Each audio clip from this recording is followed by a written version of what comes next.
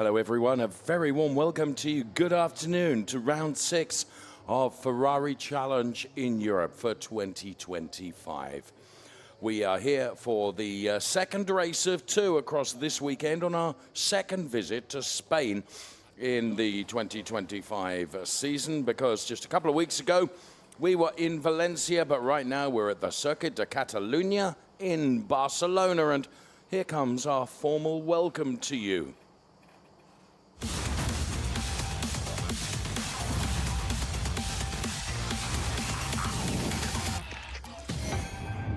We'll tell you more about this circuit in due course, but it was built back in 1991. It feels longer than that, honestly. We've been to Monza, Misano, Hockenheim, Brno in the Czech Republic, Valencia, as I mentioned. And from here, we head off to Spa-Francorchamps. Then our round 8 will be in Mugello, which also forms part of our glittering finale Mondiale event right at the end of October. Weather conditions, well, a bit of harmless high cloud around. The track temperature is positively very warm, 51 degrees. Air temperature, 30 degrees. And the wind speed, it was never very high, but it's dropped even more now. It's down to 3 kilometers per hour, so it's barely a flutter to impact and affect on things. As we take a look at our grid of Copa drivers who will be taken to the track for their second race. This is the Ray Acosta car, or it was the Ray Acosta car that we were looking at that's going from P3 on the grid. Ray Acosta, one of those drivers that races not only here in Europe, but also in North America as well. And there is the 147 car of Zoe Scrimpias, the Ineco Reparto Corsa Ram driver. That's the team he drives for. And he set a lap time of 1:43.633, which gave him pole position. And his teammate, Manuel Gosner, from the same team, is right alongside. So going to be something of a drag race between the two teammates going into turn number 1, I would suggest. So Zoe Scrimpias and Manuel Gosner side by side. Then on the next row of the grid, which is the second row, we've already seen Ray Acosta, and then it's yesterday's race winner, Oscar Rinčević, the Kessel driver. He goes from P4 on the grid.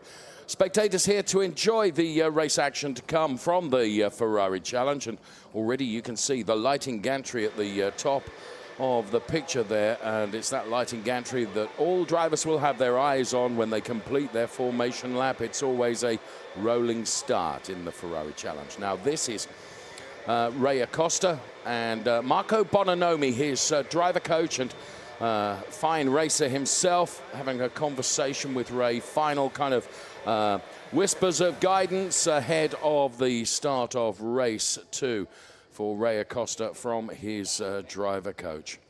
So what happened in the race yesterday? Well, let's rerun the fun and relive the action. Here come the highlights from race 1.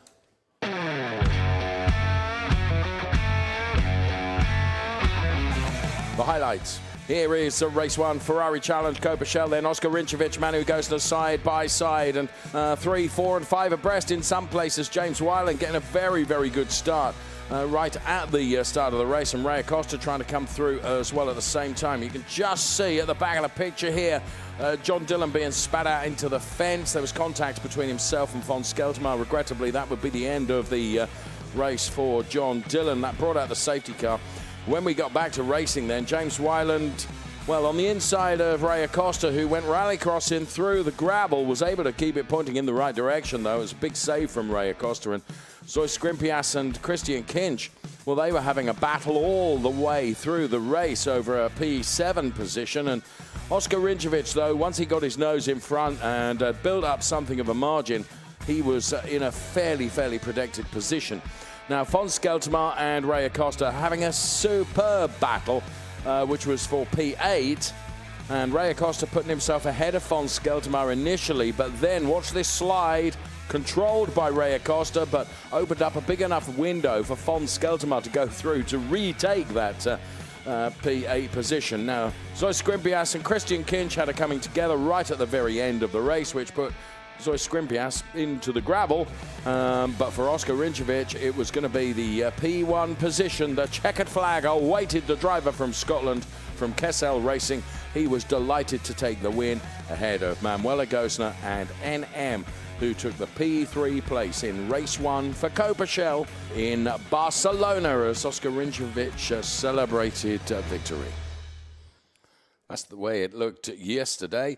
Oscar Rinčević then delighted with that win coming here at the Circuit de Catalunya.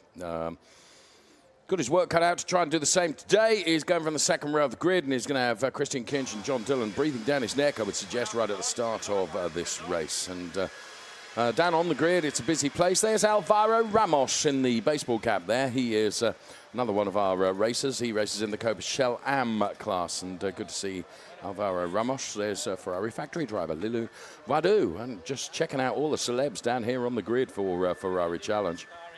And there is Christian Kinch and John Dillon. They are side by side, P5 and P6, so row 3 of the grid.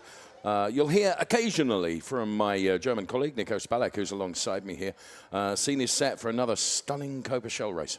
Absolutely, and we often say that Saturday's form is very little of an indication for Sunday, and today is especially a case. And Oscar Rinčević, so dominant yesterday, only P4 in qualifying. Let's see what he can do from there. Yes, and 1:43.793 was the lap time that gave him that P4 position. However, he likes to overtake, and he'll be trying to overtake as we take a look inside the safety car, which is being driven this weekend by another famed racing driver, Antonio Tamburini.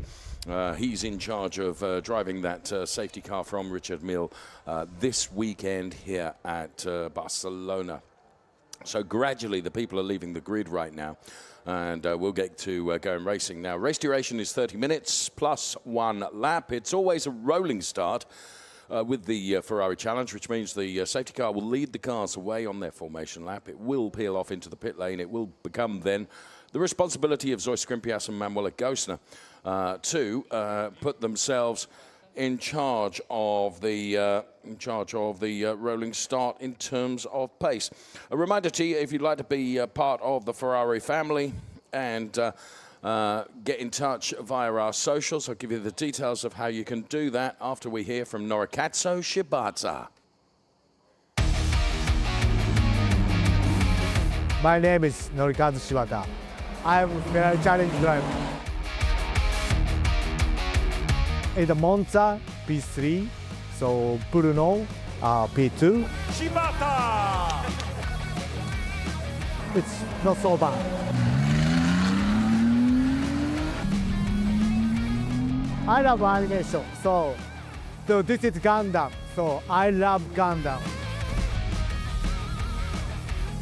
Gundam is very powerful and speedy, so it's a fighter.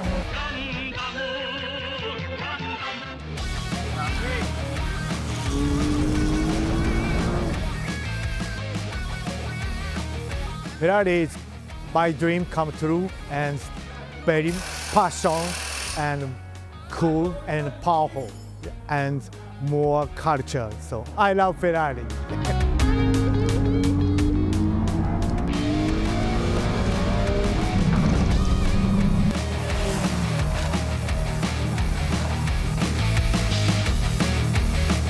Hi, so my life, this so Mayumi is my, thank you Ferrari.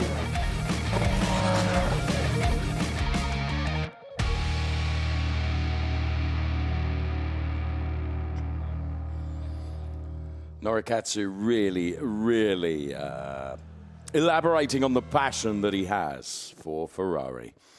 This in the Circuit Catalunya then, 4.6 kilometers, 14 turns, 6 left, 8 right. It was built back in 1991, hosted the Grand Prix the same year. And it's a very technical track where premium overtaking opportunities are limited. It has to be said. It's not impossible, but it's hard work, particularly in these temperatures. As we get ready to go racing, the Richard Mills safety car right on cue leads the cars away. I remind you then of how you can be involved on air with our social media, because you can message us at Facebook, Ferrari Races, at Instagram, Ferrari Races, and on X at Ferrari Races. Do feel free to interact and be part of the Ferrari family. We'll bring you the grid in full, and here it comes. Going from P10, out of position, Cristiano Marchel. Von Skeltermaier is alongside. Then it's James Wyland and Fouad Alganim making his debut in the Ferrari Challenge in Europe this weekend. John Dillon, P6, Christian Kinch, P5. They complete row 3. Row 2 sees yesterday's race winner, Oscar Rinčević, and alongside him is Ray Acosta. And then it's Manuela Gosner and Zoe Skrimpias on the front row of the grid. Zoe Skrimpias going from pole position then. He set the lap that guaranteed that P1 position, and as is traditional, let's hear from him now before we get the race underway here in Barcelona. Quali today was perfect. I couldn't imagine that I can achieve this time. The car was insane, it was super good. Yesterday we had a lesson. We tried to fix it today, the setup, and our engineers did an amazing job. And yes, we achieved the maximum. For the race, let's see, it's long, so keep positive and cross fingers, we'll end up well. Super happy for Manu and for the rest of the guys. Thank you. Zoe Skrimpias going from P1 then. He set the time that gave him pole position. He is last year's Coberchel AM champion. May I remind you, Coberchel AM champion on debut, his first year of any racing. He became Coberchel AM champion and elevated to Coberchel for this year. Oscar Rinčević, we're on board with now, the Kessel Racing driver, or we were. He is going from P5 on the grid. And he will have some overtaking to do to replicate the success that he had yesterday in the race, Nico. Absolutely, and he will have a hard time overtaking the Reparto Corsa Ram duo on the front row. Look out for Cristiano Marchel from P10. Heading off in qualifying, which meant he qualified way down the order, but the pace throughout this weekend has been very strong. It's a fair point you make. Let's see what Cristiano is able to do. He's got quite a few very difficult drivers to overtake. Let's not lose sight of Ray Acosta either, going from P3 on the grid. We know how lively Ray Acosta can be and how entertaining he can be. So it is now the responsibility, as the safety car will peel off into the pit lane, the responsibility of Zoe Skrimpias and Manuela Gosner to oversee the start of this race by way of the formation lap coming to a conclusion and us going racing. We throw the lights to the top of the screen for you from the lighting gantry. Hold on to your hats. Oscar Rinčević trying to get a bit of a slingshot here. He's holding back a bit, and let's go racing. Good start from Manu Gosner, almost ahead of Zoe Skrimpias. Is she able to close the door? Zoe Skrimpias in the second phase of the start appears to find some power right now and therefore denies Manu Gosner. It's as we were then as they go into turn number 1. Oscar Rinčević on the runoff area. Well, he is really, really trying to... Oh, and Manu Gosner has gone around. Oscar Rinčević is up into P3, but that by dint of Manu Gosner having gone around. I didn't see what happened there, whether she got a tag from somebody, but Manu Gosner has gone around, and bearing in mind that she started right at the front of the pack, and now she's got to do a 3-point turn to get the car going in the right direction again, and is right at the back of the pack. So Zoe Skrimpias leading from Ray Acosta on track and Oscar Rinčević. John Dillon with a fantastic start. P4 is ahead of Von Skeltermaier, James Wyland and Cristiano Marchel. Here comes Oscar Rinčević and Ray Acosta side by side. This is for P2, and Oscar Rinčević is through to pick up P2. So the all-matte black car of Oscar Rinčević in P2. Ray Acosta tries to fight back right now. So big battle going on for P2 at the moment. It's all playing into the hands of Zoe Skrimpias, who's able to escape up the road. Absolutely, we can see that Manuela Gosner has gotten the car pointing in the right direction and has rejoined, but obviously far down the order. Looked like it was John Dillon behind her. Not clear from the initial shot whether there was any contact, but I'm sure we will get a replay in due course. So Zoe Skrimpias continuing to lead from Oscar Rinčević and Ray Acosta, who now seems having to settle into that P3 place. Then it's John Dillon P4, Von Skeltermaier P5, and then it is James Wyland, Christian Marchel ahead of Christian Kinch, and then it is Fouad Algadir, who had a torrid time of it at the start, and Manuela Gostner, who's had the most torrid time of anybody, it has to be said, because found herself pointing in the wrong direction and was out. So, 30 minutes plus 1 lap is the race duration, as Ray Acosta continuing to keep Oscar Rinčević very keen here, staying with him, and we will see what will happen here, as there is no question about it. Oscar Rinčević is now beginning to reel in Zoe Skrimpias. So Skrimpias then and Oscar Rinčević, two relatively super drivers and two relatively new drivers to motor racing, doing a great job here. Zoe Skrimpias, as I mentioned in the pre-part of our program, who won the Copa Shell AM Championship last year in his first year of racing. Oscar Rinčević, who I met for the first time this year, driving a Ferrari and racing a Ferrari, actually in the UK Series, as we opened the UK Series in Spain at Navarra. Well, it was Ray Acosta then making just a little bit of a mistake, which opened the window for Oscar Rinčević to go through. So he ran just a bit wide, and let's ride on board now with Oscar Rinčević. And there you can see, as Ray Acosta went just a little bit wide, it just gave the opportunity for Oscar to get right alongside him, which gave him the inside line for the next turn, which was what was needed. So that's why he is now pressuring Zoe Skrimpias for the lead of this race. I mentioned that this is quite a technical circuit and it's difficult to overtake on, so Oscar will probably try very, very hard to pressurize Zoe Skrimpias into making an error. And he is right on his gearbox right now as the lap is completed, and let's get a live gap. It's next to nothing. It's 2.6 tenths between P1 and P2. So Zoe Skrimpias and Oscar Rinčević and Ray Acosta breaking away just a little bit from John Dillon, who's running in P4. Yeah, Oscar Rinčević, if form over the weekend is any indication, she should be the quicker of the two, but Zoe's did it in qualifying, and being quicker is one thing, getting past is another, and Zoe's, even though, as you already alluded to, only his second season of racing, has already shown a great deal of maturity and defense. Indeed, and you can see the pressure that is being piled onto him at the moment by Oscar Rinčević. Can he make it 2 out of 2 this weekend? It would be a perfect Barcelona weekend if he was able to do that. He needs to get it done early on. The reason for that is tyre longevity is going to be so important, as tyre deg here is high because of the temperatures and the relatively abrasive nature of the tarmac here at Barcelona. So let's ride on board with him now.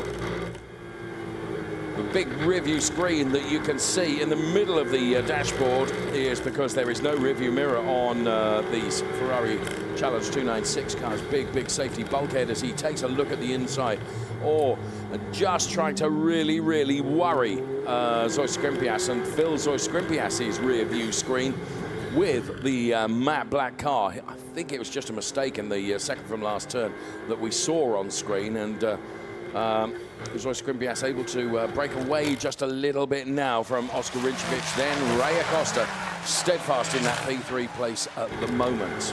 Yeah, one driver who will certainly be aware of his opportunity is John Dillon. He is second in the championship. Manuel Agosta leading the championship, and Manuel Agosta with a better result than John yesterday. He has an opportunity to really claw back some of the points, but to do that he has to maximize his points all, and Ray Acosta is the driver who's first in line preventing that. We've seen nothing on our message board to suggest that there was anything innocuous going on with regards to how Manuela Gostner went around. Ordinarily, we would get a message on our screen if anything was in doubt whatsoever, and that would suggest that Manuela went around on her own, potentially. So, it's as we were then, Skrimpias, Rinčević, Acosta and Dillon, and you're absolutely right, John Dillon with the opportunity to make hay while the sun is shining, and the sun is shining very brightly here in Barcelona. Okay, let's get a replay of the start and see what happened here. Past the speed camera they come with Faye, then into turn 1. And Ray Acosta and Oscar Rinčević absolutely side by side. So, yeah, I think Dillon was far enough behind, wasn't he? He was just able to take advantage of the fact that Manu went. It was good avoidance from him, to be fair. The spinning Manuela Gostner car. Cold tyres, of course, right at the start of the race. And Oscar Rinčević having to take that runoff area. Didn't gain any advantage through so doing. And there you can just see the Ray Acosta car coming through on Oscar Rinčević there. And Oscar then setting about his plans to get past the 107 car and pray chase to the car 147 of Zois Skrimpias. The margin between the two of them 5/10, as Oscar has had to work really, really hard for a lap now to try and reduce that gap again. Of course, it's very hard running in the dirty air of the car that is leading the race, which is Zois Skrimpias. And he's taken the 10th out of the Ineco Reporter Cars Ram driver and sets the fastest lap in so doing. A 1:45.604 means that he is almost on the gearbox once again of Zois Skrimpias and will be undoubtedly piling the pressure on like a fruit press in terms of trying to get Zois Skrimpias to make a mistake somewhere. And this is how close, under certain braking conditions, Oscar Rinčević can get. Then back on the gas. Back on the brakes again. Let's run the telemetry here so you can see what gears they're using, what speed they're achieving. And when it goes from green to red, you know that they are braking. And not a dab of brakes into that turn, but just a dab for this one that you need. Try and take the curve, climbing uphill now, kissing the apex on the exit. And this is where Oscar Rinčević is really, really close to Zois Skrimpias. And Zois seems to be just struggling with the trajectory of the car here on this particular sequence of turns, but the setup of a car is always a compromise across all the sectors and also what suits one's driving style. And therefore, the setup of the two cars could be completely different as Rinčević now, well, being close to the gearbox and almost painting the rear end of the car is just how close Oscar Rinčević can get through towards the final turn now. And the only potential here might be if he was close enough, whether he can just dive to the inside. Yeah. Not close enough. No, and we know from experience that the teams will set up the car slightly differently depending on grid position. If you know that you're more likely to defend, teams sometimes tend to take a setup that's slightly more advantageous in exactly the parts of the track where overtaking is a possibility, and you allow the other drivers to come closer in the parts where it's actually fairly impossible to overtake. If you want to get past the others, it's kind of the reverse, because you really need that excess speed on the spots where an overtake is possible. There's always a compromise, as you say. Absolutely, and driving style of every driver is taken into account as well. Some drivers prefer a loose end that's a little bit looser and they're able to control it, and some prefer a tighter rear end and perhaps a car that just understeers a little bit. Yet every driver has their own preference, and undoubtedly the Kessel Racing team and the Ineco Reparto Corsa Ram team set the cars up for the particular idiosyncrasies in terms of demand that the drivers have. This could not be closer between P1 and P2. However, as we've said on so many occasions before, that it becomes somewhat boring. You can be quicker than the car in front of you, but you've got to find a way by, and just wondering whether track limits might be looked at here. Both drivers exceeding the track limits there, I would suggest, but that might just be one of the corners where they're allowed to run there. I don't know. Race Control have their weather eye on everything.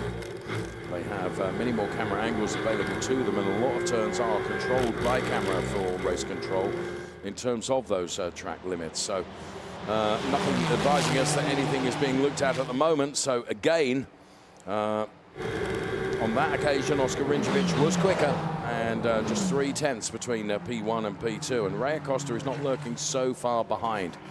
So this must be frustrating for Rinčević. It's a very, very good lesson in steadfast defense from Zois Skrimpias, who I have to say, really, really impressive. He's not made one error thus far, despite the relentless pressure from Oscar Rinčević.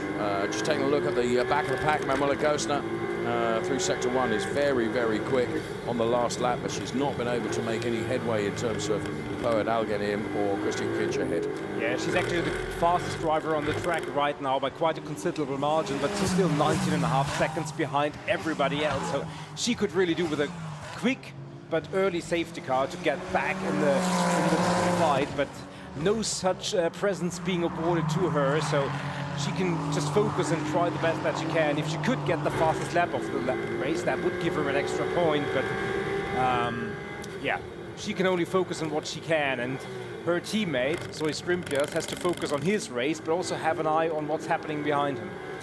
Yeah, while you were talking, I was just watching the track limits for both of these drivers, and they're both doing exactly the same. And yeah, there's no warnings have come up. I mean, it's not to say there haven't been track limits warnings, because there has been during the course of this race. Ray Acosta has picked up one warning. However, the likes of James Wyland, Cristiano Marchel and Christian Kinch have got 2 apiece. So track limits are being looked at all the time. Quite clearly, again, Oscar Rinčević is the quicker car of the two. 3/10 between P1 and P2. Oscar not close enough to be able to put a dive bomb to the inside, as Cristiano Marchel is taking a look at James Wyland, and then taking a look at the inside of Christian Kinch was Fouad Alganim, who's made his debut in the Ferrari Challenge from the Rosso Corsa team this weekend. He's been driving in the Middle East Ferrari Club Challenge. Club Challenge is like a feeder series, if you like, into Ferrari Challenge racing. You don't race in Club Challenge, you're just pitting yourself up against the clock at some of the most iconic circuits around the world, because Club Challenge operates in the regions of the Ferrari Challenge, which include here in Europe, of course, North America, the UK, Australasia and Japan. And he's driving the 157 car and doing very, very well. Very creditable opening weekend for Fouad Alganim. So these two are still at it, as it were. The man we were talking about, Fouad Alganim, and Christian Kinch and Cristiano Marchel is in the mix as well. He's trying to chase down James Wyland, who is a driver that's experienced many of the regions of the Ferrari Challenge as a competitive driver. Certainly North America, certainly Japan, and certainly here in Europe, where he's a most welcome competitor. Christian Kinch much tighter through that turn than Cristiano Marchel, but Marchel had the momentum and the speed, was able to carry it. Of course, Strimpias has opened up just another couple of tenths over Oscar Rinčević from P1 and P2. However, there's a 4-way fight going on here for P6. Absolutely, and there you can see that John Dillon for P3 has come a lot closer to Ray Acosta. Used to be 2.2 seconds, it's down to 7 or 8 tenths. So this is developing into a battle for P3, and as we said before, John Dillon can use every point he can make up against Manuel Agosta. So there will be the double incentive of obviously the podium, but also maximum points haul against this driver. Manuel Agosta we pick up here, running in P10 all on her own after that spin on the first lap and the first chicane. She can only focus on what she can focus on, and that is just being as quick as possible, but realistically covering up the gap towards the P9 driver Fouad Alganim, it would take some misfortune or an intervention by the safety car. Some of your questions are being thrown at us by social media, which we're happy to answer as we watch Oscar Rinčević continue on his pursuit. And who's the favourite for today's race? Don't ask me to announce a favourite, because I don't think I can here. But I would just suggest that the win is going to come from one of our 10 drivers in Copershell. There you go. I think that's pretty non-committal, isn't it?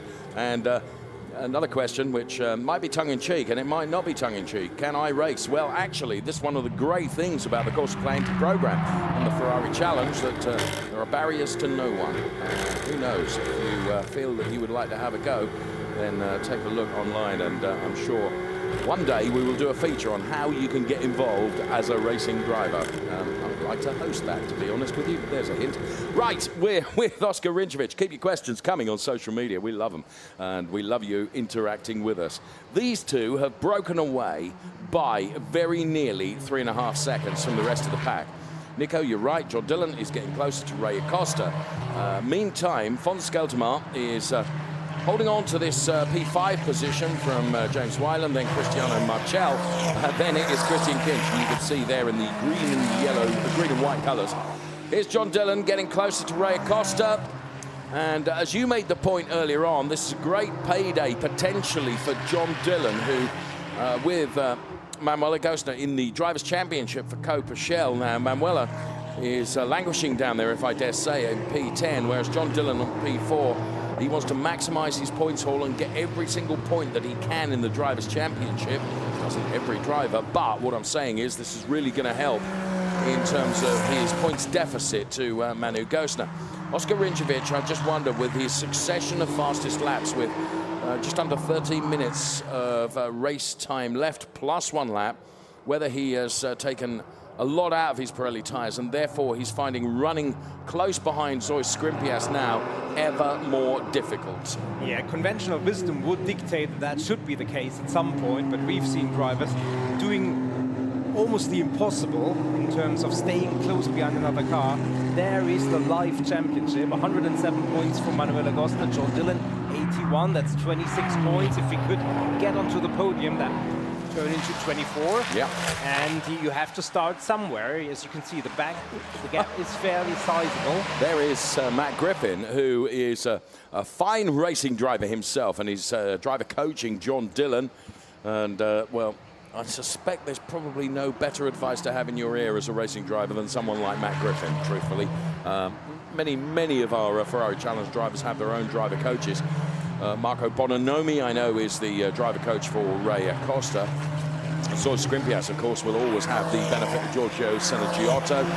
And, yeah, a lot of these drivers using driver coaches, and Cristiano Marchel, I think, with Rui Aguas. And, yeah, those driver coaches, invaluable support to our racing drivers in the Ferrari Challenge. P5, Fons Skeltermar right now. And he, of course, with the shark's teeth famed across the front of his, not only his 296 Challenge racing car, but his luggage, his clothing, his accessories. And if you want to be a part of the Fons Skeltermar fan club, I'm sure you would be made most welcome. Especially if you're a shark. Looking briefly at track limits, and we have nobody at 3. Remember, 3 is just what you can get away with. Once it turns into 4 track limit warnings, you will pick up a penalty. Ray Acosta on 2, and James Wallen, Cristiano Maciel, Christian Kinch, and Fouad Alghanim are those on 2. So for John Dillon, pushing Ray Acosta could have the double benefit of A, getting past, or maybe pushing Ray Acosta into a mistake. Right, and this is Dillon now upping the ante, but also upping the ante is this battle that's going on between James Weiland, Cristiano Marchel, and Christian Kinch. It's for P6 at the moment. Right in the middle of the mix is Cristiano Marchel. We already said that we know he'd got the pace from qualifying. However, he finished qualifying not where he wanted to, on account of the fact he didn't finish qualifying, which is why he started further down the order than he wanted. But we know he's got pace. It's all very well having the pace. You've got to find a way by. Here's Acosta and Dillon then. This is for the final podium place between these two drivers as we reach the 10 minutes plus 1 lap time remaining in this race. So where can John put the pressure on Ray Acosta? And Ray Acosta then seemingly managing it all. There is Ray Acosta's driver coach, Marco Bononomi. Makes me feel really rather old. He was a racer in junior single-seaters when I was first talking about Marco Bononomi, and yeah, he still looks young now. It's terribly irritating. We are Ray Acosta, P3, John Dillon, P4. And yeah, Ray Acosta just looking, and this is an example of how a car is set up differently for drivers. Ray Acosta definitely prefers a looser car back end-wise. He seems to be able to drive it really, really well like that, whereas the John Dillon car looks more assured on track. Part of that might be tyre deg, part of it may not be. And you can see Marco actually talking to Ray on the team radio, and that's something else that's critical. The driver-coach relationship is such that there are some drivers that like to be encouraged and motivated and advised by their driver coaches almost constantly on the radio. There are others who don't want to be talked to at all, and we can all remember a classic example of that. One Finnish driver saying, "Leave me alone. I know what I'm doing." Okay. Here is Oscar Rinčević. He knows what he's doing, and he's been doing it for the last, I don't know how many laps. 12. And that is chasing Zoe Skrimpias, which, credit to Zoe Skrimpias, has not looked once like he's going to make a mistake. Really, really good defensive driving There are times where he's had to defend perhaps harder than others. And John Dillon is through on Ray Acosta. This is for P3. So all of a sudden, a podium in sight for John Dillon after a torrid time of it yesterday when he and von Skeltermaar got together and he found himself out of the race. He now finds himself in a podium place today, predicted by you, Nico. Well, John Dillon, he looked like he was a little bit off the quicker, and we could see it developing over the last few sectors, but Ray Acosta really sideways. And just remember, it was von Skeltermaar against Ray Acosta, and Fons was pushing Ray lap after lap after lap, and then he got by, and only two turns later, Ray Acosta reversed it and got his position back. But John Dillon certainly looks like he's now up the road, and there is a replay of that move. Got himself to the inside. To be fair to Ray Acosta, racing room was left. It would have been very easy to close the door and for there to be contact between the two of them, but good, firm, but fair racing between the two there. Well done to John Dillon. He's through in the 151 car and picks up P3. And now here comes von Skeltermaar on Ray Acosta. Side by side, Ray Acosta's going to have the inside line here, but his car does look loose. And that just maybe plays into the hands of von Skeltermaar. And you can see that Ray is really having to battle with that car right now. And now he's under pressure from the shark's teeth of von Skeltermaar. It could be for awaiting von Skeltermaar if he's able to go through. Our graphics already indicating that that has happened, but it hasn't. And here comes Oscar Rinčević now. He has still not been able to find a way by. Of course, the more Ray Acosta and von Skeltermaar fight, the better it is for John Dillon because he's able to escape up the road. Here comes Skeltermaar to the inside, but he wasn't quite close enough. So it's as we were then with Zoe Skrimpias leading from Oscar Rinčević. John Dillon now P3, then Ray Acosta and von Skeltermaar. Then it's James Wyland, Cristiano Marchel, Christian Kinch, Fouad Alganim and Manuela Gosner. So Rinčević, it's kind of last lap saloon here, getting closer because we've got 7 minutes plus 1 lap. He has done everything he can to try and get a mistake at Zoe Skrimpias, who is just utterly, may I say, blooming-minded that he's not going to make a mistake, and Manuela Gosner, I regret to say, is out. Now that means from a points haul, he is being maximised in the direction of John Dillon. Now, if he could just get a fastest lap as well, it'd be another point. Yeah, true. I think that Manu Gosner will be aware that how many laps she needs to complete to still be classified. That's a fair point. Well done, you. I rather think that she has completed that. I think he believes, well, even for the safety car, it's not going to come in before the end of the race. There is a replay. And is it a carbon copy of yesterday where Ray Acosta was able to take the position back? I don't think so. No. I think von Skeltermaar has made the move stick, and this time von Skeltermaar now up into P4. And Ray Acosta, I have to say, he really out-qualified his previous qualifying results, but he has really shown the pace in the race, and unfortunate for him that he's dropped those 2 positions within the span of a lap. Ray Acosta always says to me, I try to put a show on for you, Dave. He always does that, that's for sure. Skrimpias and Rinčević have also put a show on. But whatever Oscar Rinčević has put on to Zoe Skrimpias, it hasn't worked yet. As we stay on board with Oscar Rinčević now, he cannot get any closer without making contact to the car ahead of him. He has set the fastest lap on multiple occasions. He's also picked up a track limits warning, well, 2 in fact. So he needs to be just minded of that because what he doesn't want to do is pick up another 2 because that would be a time penalty.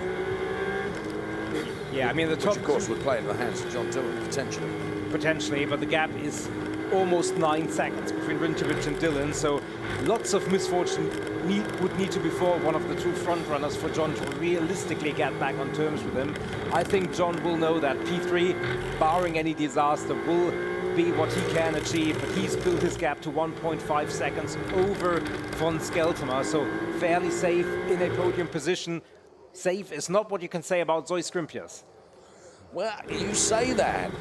You say that. There's been countless tries by Oscar Rinčević to secure a way by. He's not been able to do it, and I don't think it's... The only thing he's got, perhaps to his advantage now, is that both of them will be on very, very used Pirelli P0s. They've done qualifying, or part of qualifying. They've done, 80% of the race. I just think that as James Wyland has dropped down the order significantly because both Cristiano Marchel and Christian Kinch have got by him. And actually Ray Acosta dropping down the order as well now too. There is Ray Acosta. So Cristiano Marchel has gone by on Ray Acosta. And here comes Christian Kinch for a go to the inside, I would think, going into turn number 1. There he goes. Dive bomb to the inside. No defense there from Ray Acosta. Ray has just, I really think that he's just taken so much out of the tyres that it's like driving in very, very slippery conditions for him. Yeah, it would indicate that way, and there you can see how how closer Christian Kinch can hug the inside and the inside curb, and unless there is a switchback. Oh! Now that was completely Christian on his own, Nico. Yeah, and I think he can get it out of there. Get it going, Christian. Otherwise, that would be safety car and race over. But no, keeps his foot in. He did very, very well there to have the presence of mind to keep it going. Well done, Christian. Good save. Absolutely. Now, there is the replay. And as we said, much more traction, much more grip, but then just loses that grip on the inside. Yep. Presence of mind to keep his foot in there as here comes Oscar Rinčević, who has thrown everything at the car in front of him, bar the kitchen sink. I mean, honestly, he has done everything he can. These two will embrace and shake hands at the end of this race, whatever the result, because they have just raced so close together for the entirety of this race. There's been no quarter given or taken from either of them. As we start, we've got 1:22 on the clock. That means there'll be this lap plus the one more lap. So now Oscar Rinčević will be told he's got 2 laps to do it, to go from P2 to P1. And can it be done? Only time will tell here. It has been a masterclass in defending from Zois Skrimpias. He's done it very, very well and very fairly. And in fairness, Oscar Rinčević has tried everything he possibly can, none of which has been enough thus far. We do still have the remainder of this lap plus one more. John Dillon running P3, Fon Skeltermeyer is P4, then it is Cristiano Marchel and James Wyland. They are ahead of Ray Acosta, Fouad Alganim, and Christian Kinch, who's now P9. We saw him go around just a lap or so ago. Yeah. Go on. Sorry for cutting across you, but let's just not lose sight of the fact that Fon Skeltermeyer has reduced the gap to John Dillon to less than 7/10, or exactly 7/10 right now. So that is half the gap, and that's still for a podium position. So obviously our focus is for the race win, but Fon Skeltermeyer is not too far away from John. Well, let's see how that plays out. Fon Skeltermeyer is one of only 2 drivers in this race that can say he's done it all. He's done it all with no track limits warnings. Double yellow flag at turn 7 at the moment, but that has been removed. So someone's gone off there. I would suggest trying to see who's dropping down or whether they've been able to get it back. It was Ray Acosta, I'm being told, that spun out. Again, reinforcing the fact that he's just taken everything out of his tyres. Let's take a look at it. We've called it in replay for you. And that's why the wave double yellows. Look at that. Another big save from Ray Acosta. He was broadside across the track, and his presence of mind is so quick that he's able to get going. As now, Oscar Rinčević has got by Zois Skrimpias. As we were looking at that replay, Oscar Rinčević has gone through. Zois Skrimpias is trying to fight back here on the final lap. It was the last lap dash, and Oscar Rinčević knew he'd got to do it, and he has done it, but Zois Skrimpias is trying to come back. Thanks, guys, for giving us that replay so quickly. It was at the end of the straight here, and he's going for the switchback, or is he? Well, there you can see they were side by side, and they remained very, very close. I have to say, I really feel a bit for Zois Skrimpias, who defended and defended and defended. However, Oscar Rinčević is P1, Zois Skrimpias is P2. At the moment, we've still got the remainder of this lap to do. We are on the last lap. We are on the +1, if you like, of our race duration, 30 minutes +1 lap. As Zois Skrimpias dives through the inside, makes contact with Oscar Rinčević. Has that done some damage to the car of Oscar Rinčević? Hopefully he's going to be able to limp that back. But there was just a little bit of contact between the two of them. So Zois Skrimpias went for a gap, which perhaps was there, but he used the Oscar Rinčević car as a little bit of a braking mechanism. And right, here comes the checkered flag then for Zois Skrimpias on track, who takes the win ahead of Oscar Rinčević. John Dillon has lost out to Von Skeltermar. They're side by side through the final turn. Von Skeltermar gets a podium out of this, P3, ahead of John Dillon. Car 121 is under investigation for overtaking by going off the track. Now, that was the first overtake from Oscar Rinčević on Zois Skrimpias, which I think is fair. I also wonder whether race control will take a look at Zois Skrimpias' move on the inside of Zois Skrimpias. But we will see. But Von Skeltermar getting a podium from John Dillon right at the back of the lap, in fact, through the final turn. And Nico, you had said Von Skeltermar was getting closer. However, a 5-second time penalty now to Oscar Rinčević. That's going to drop him. Actually, it will make no difference because it'll be Zois Skrimpias. Oscar Rinčević will be still in P2, and Von Skeltermar will be P3. Yeah, I was looking like you, looking at that overtake through turn number 1. I felt like both were using a line that wasn't necessarily delineated on the tarmac. Certainly Oscar Rinčević a little bit more liberal than that.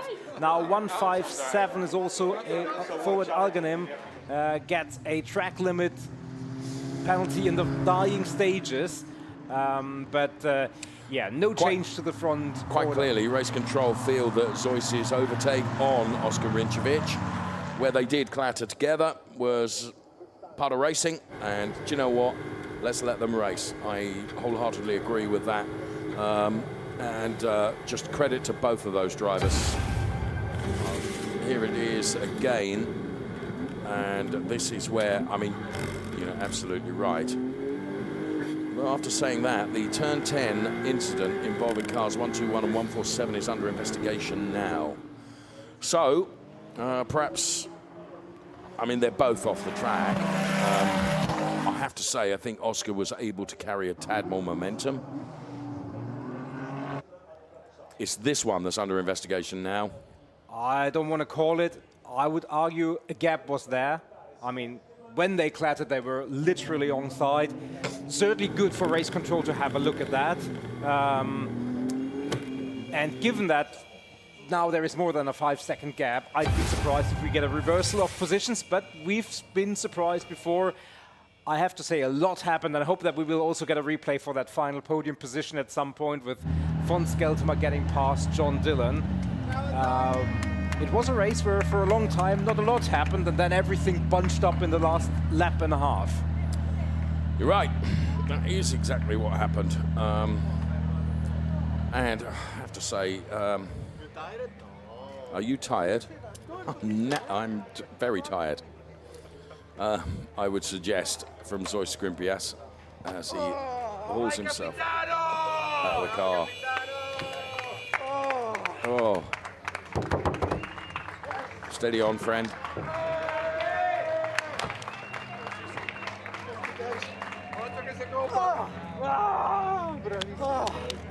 Giorgio Sanaggiotto goes and congratulates him. And look at that, the camaraderie between those two drivers that fought tooth and nail for that P1 place.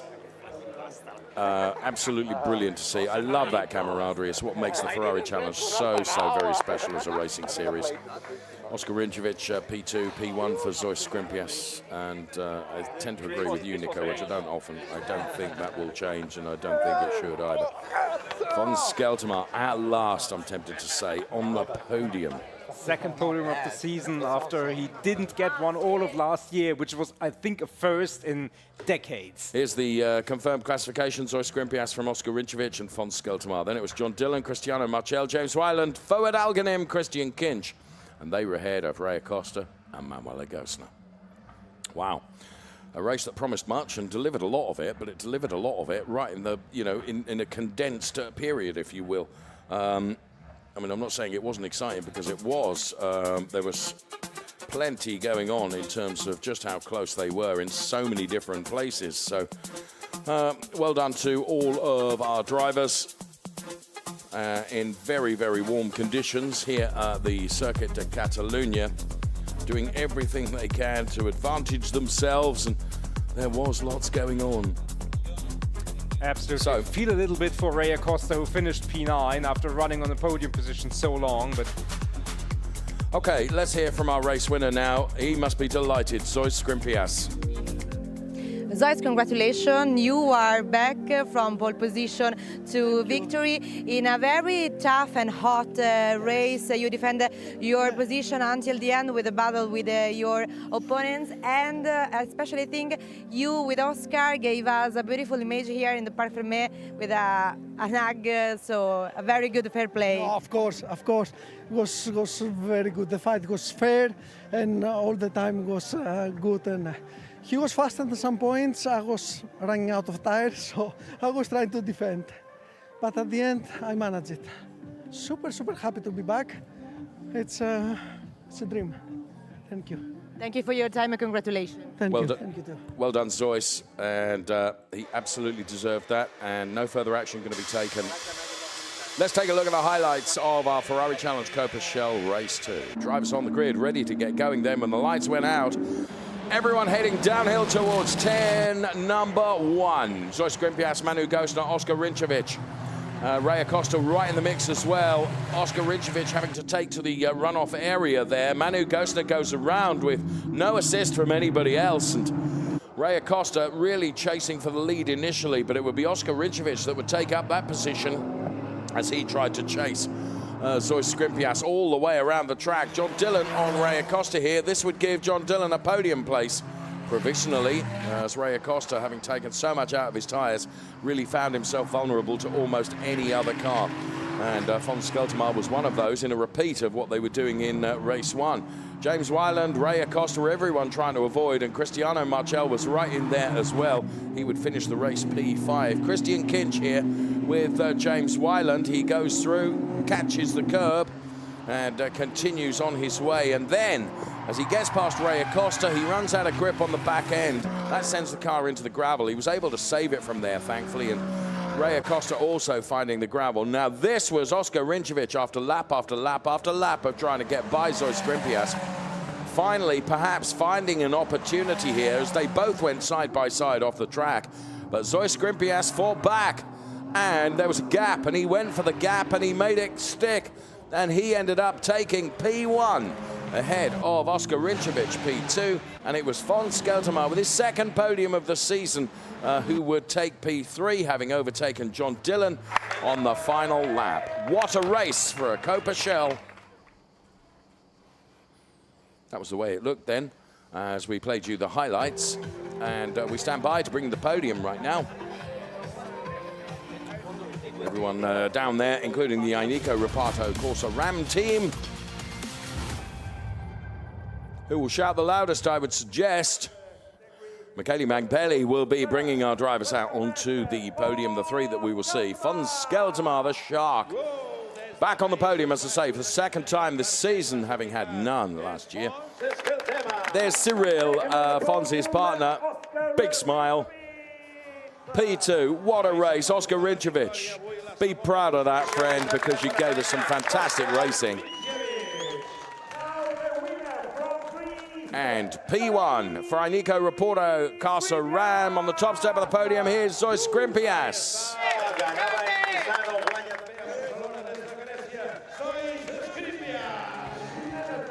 Now, of course, the team will be represented as well for the Copa Team Award, and the national anthem will play out now for Zois Skrimpias.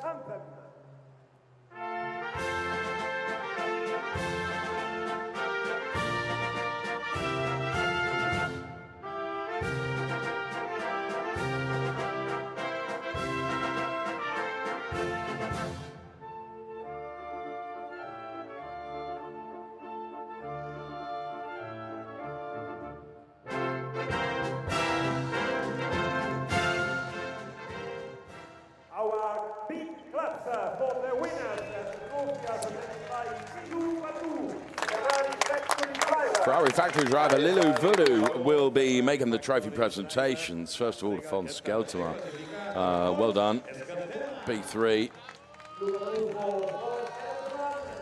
Lilu, fine driver. And she was jolly good fun with us on the air yesterday, I have to say, and answered lots and lots of questions. Very, very, very articulate. Well done. Oscar Rinčević in receipt of his trophy, but now Zois Skrimbias receives his race winner's trophy. And of course, the team received the Copa Team trophy as well. There'll be no question about it, in my opinion. The first with the champagne is going to be Zois Skrimbias. Now, absolutely every prediction I made with regards to the champagne race I got wrong yesterday. So I'm sure I will continue with that maintenance of appalling record. And I'll be wrong today, but I predict Zois Skrimbias. I think you did okay with everything else. Great photo, Cyril, of Fons up there on P3. Right, hold us here. We want to see who wins the champagne race. Do you know what? As great song plays in the background. I heard there that Zois Skrimbias and Saw, with my own eyes, won the champagne race. So that's the first thing I've got right today, Nico. One in the books, 2 more to go. You can still even your record. 2 more races. So P3 for Fons Skeltema, P2 for Oscar Rinčević, but P1 for Zois Skrimbias.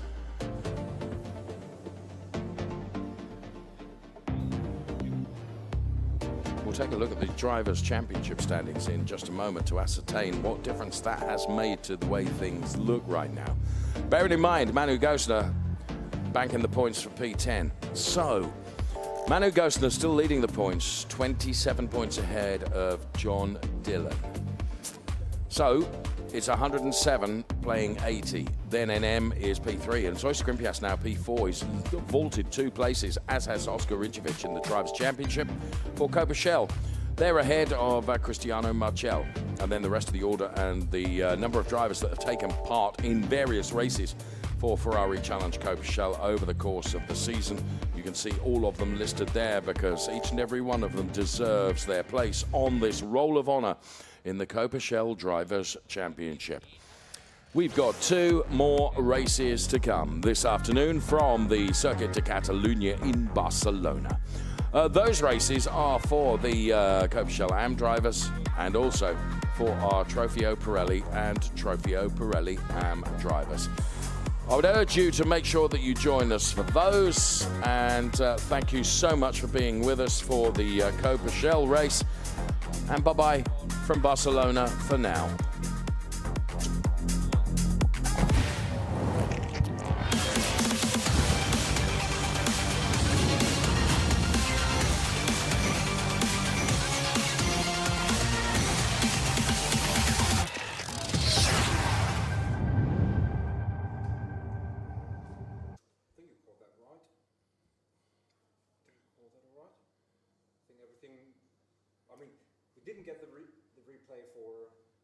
Podium, yeah.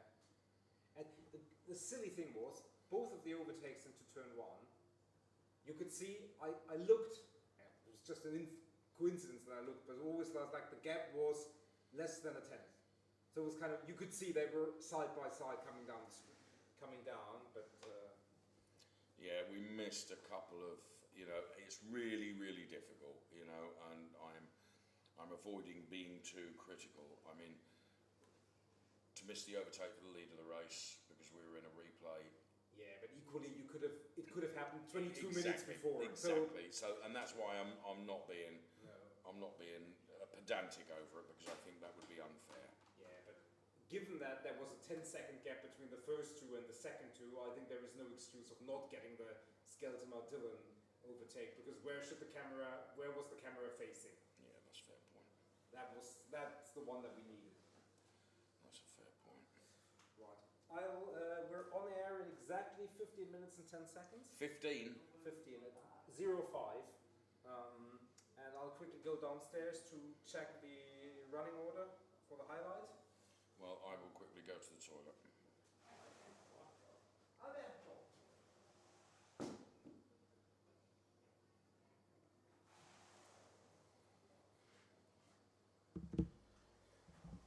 Is okay, everything? Everything was perfect, apart from the race, which was as dull as a dish. I know. But that's, I can't blame you for any of that. That was not a technical requirement. That was a personal strength. Be patient.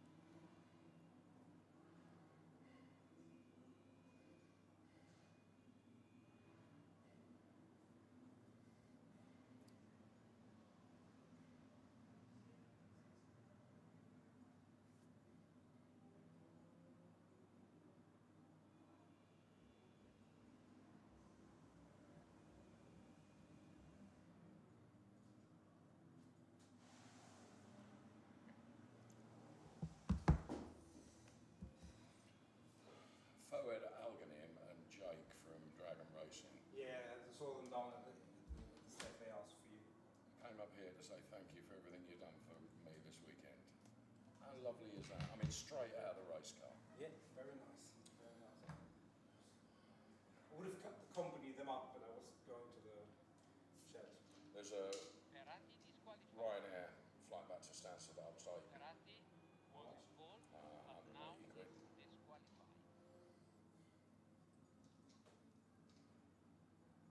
Hour and a half?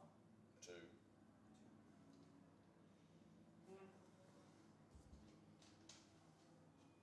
Is that timely? Don't know. I haven't looked. You have the flight number? No. No, because I didn't look, Nico. I think it was 180 quid.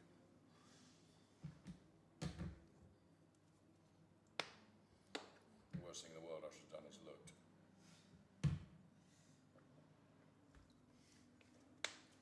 To be honest. I know what you mean.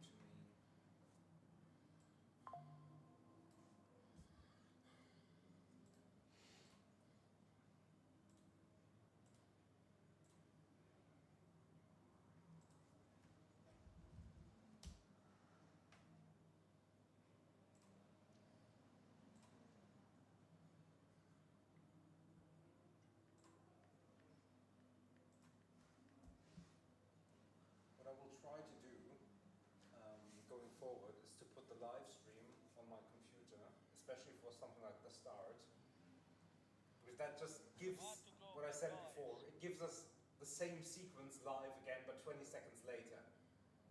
So, Yeah. for example, with the Manuel Agostner start spin, I was able to have another look without waiting for the replay. Yeah.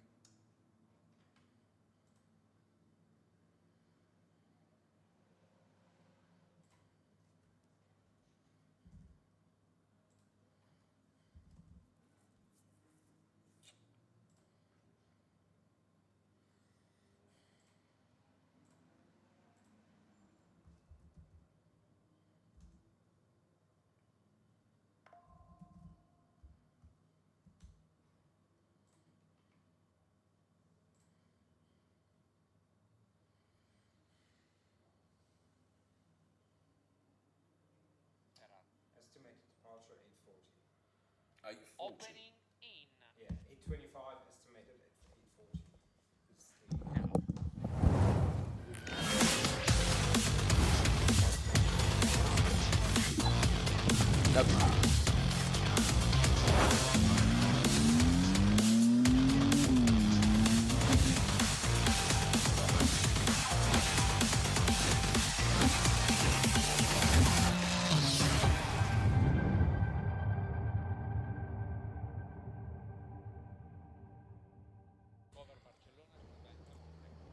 Hello, everyone. Welcome to the heat and the sunshine of Spain. Round 6 of the Ferrari Challenge. Trofeo Pirelli, race 2 of this weekend, about to get underway here at the Circuit de Catalunya in Barcelona. You're very welcome to join us for the Ferrari Challenge. Trofeo Pirelli and Pirelli Am. Cars are on the grid, some 24 of them ready to get going in this 30-minute plus 1 lap race.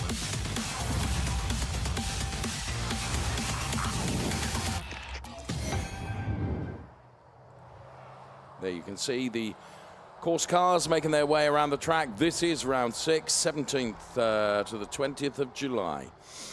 Round 7 is in the Ardennes region of Belgium, Spa-Francorchamps. At the end of September. And then the round 8 concludes our 2025 season at Mugello, which also forms, of course, the Finale Mondiale event, which is always massive, a huge, huge event.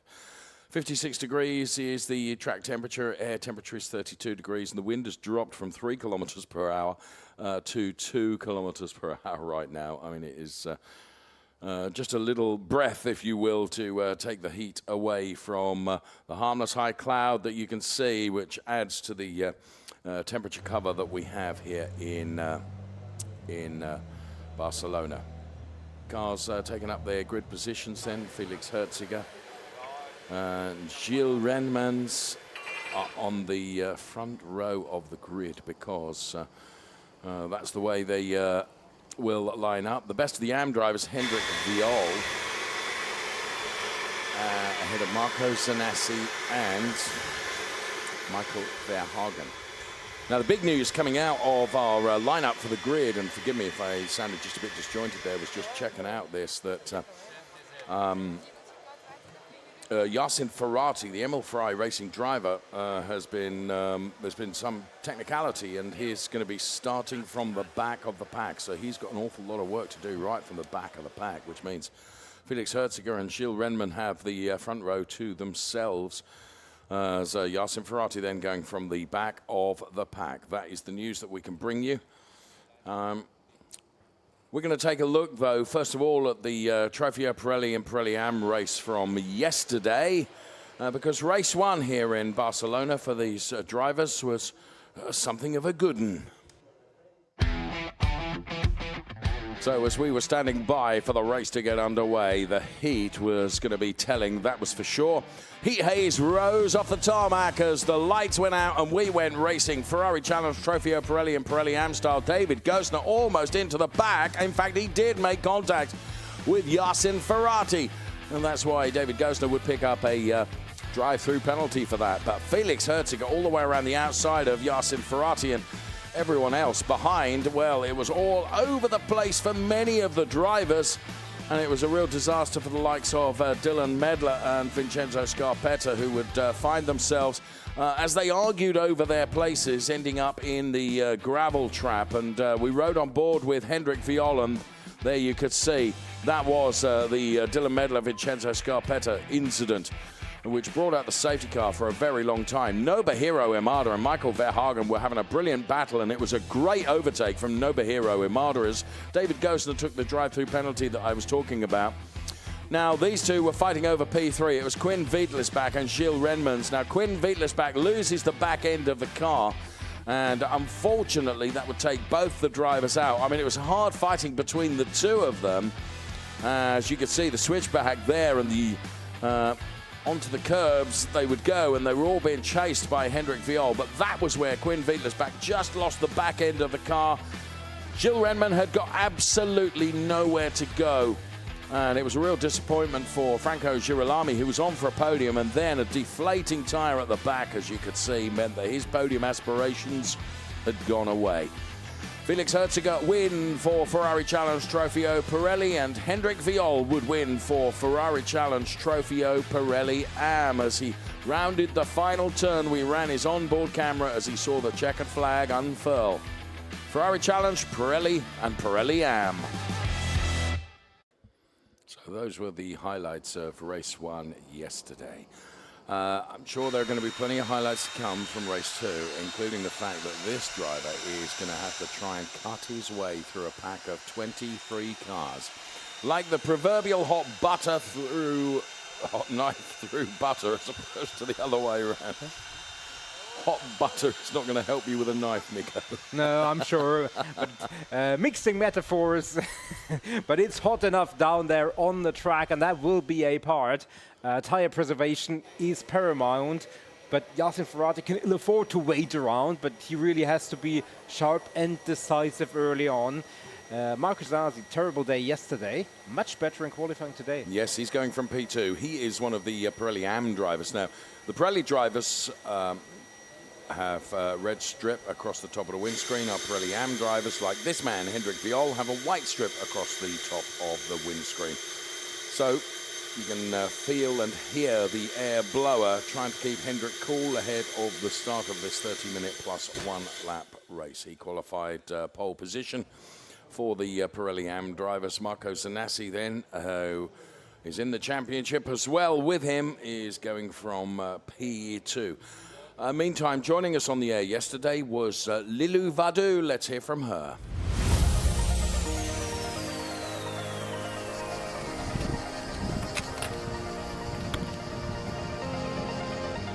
Let's go.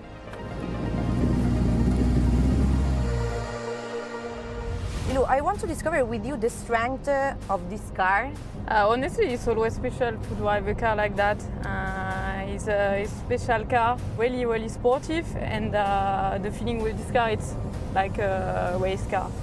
And honestly, it's amazing car with a lot of power and everything perfect for do amazing lap on track and won the best award of the world.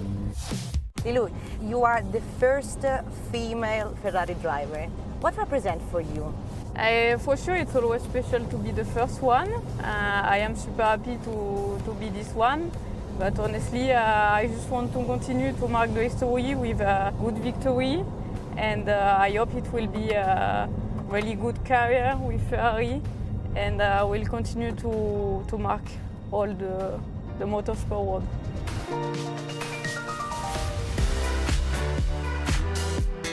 We are during a Ferrari Challenge weekend in Barcelona, and I know that you make a race advisor, and both you are a driver for the hot laps with Ferrari clients. So I want to discover with you your feeling and what type of experience is that? It's always nice to share a good moment with other drivers, with family Ferrari.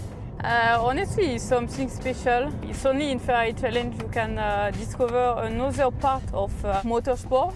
I mean, the mistake you do normally or everything like that is special because you have another point of view and you can learn a lot from this.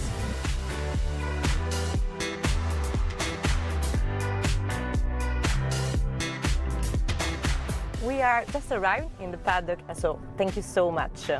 Thank you, it was a pleasure, and it's always nice to be in the wheel of the 296 GTB. Grazie mille.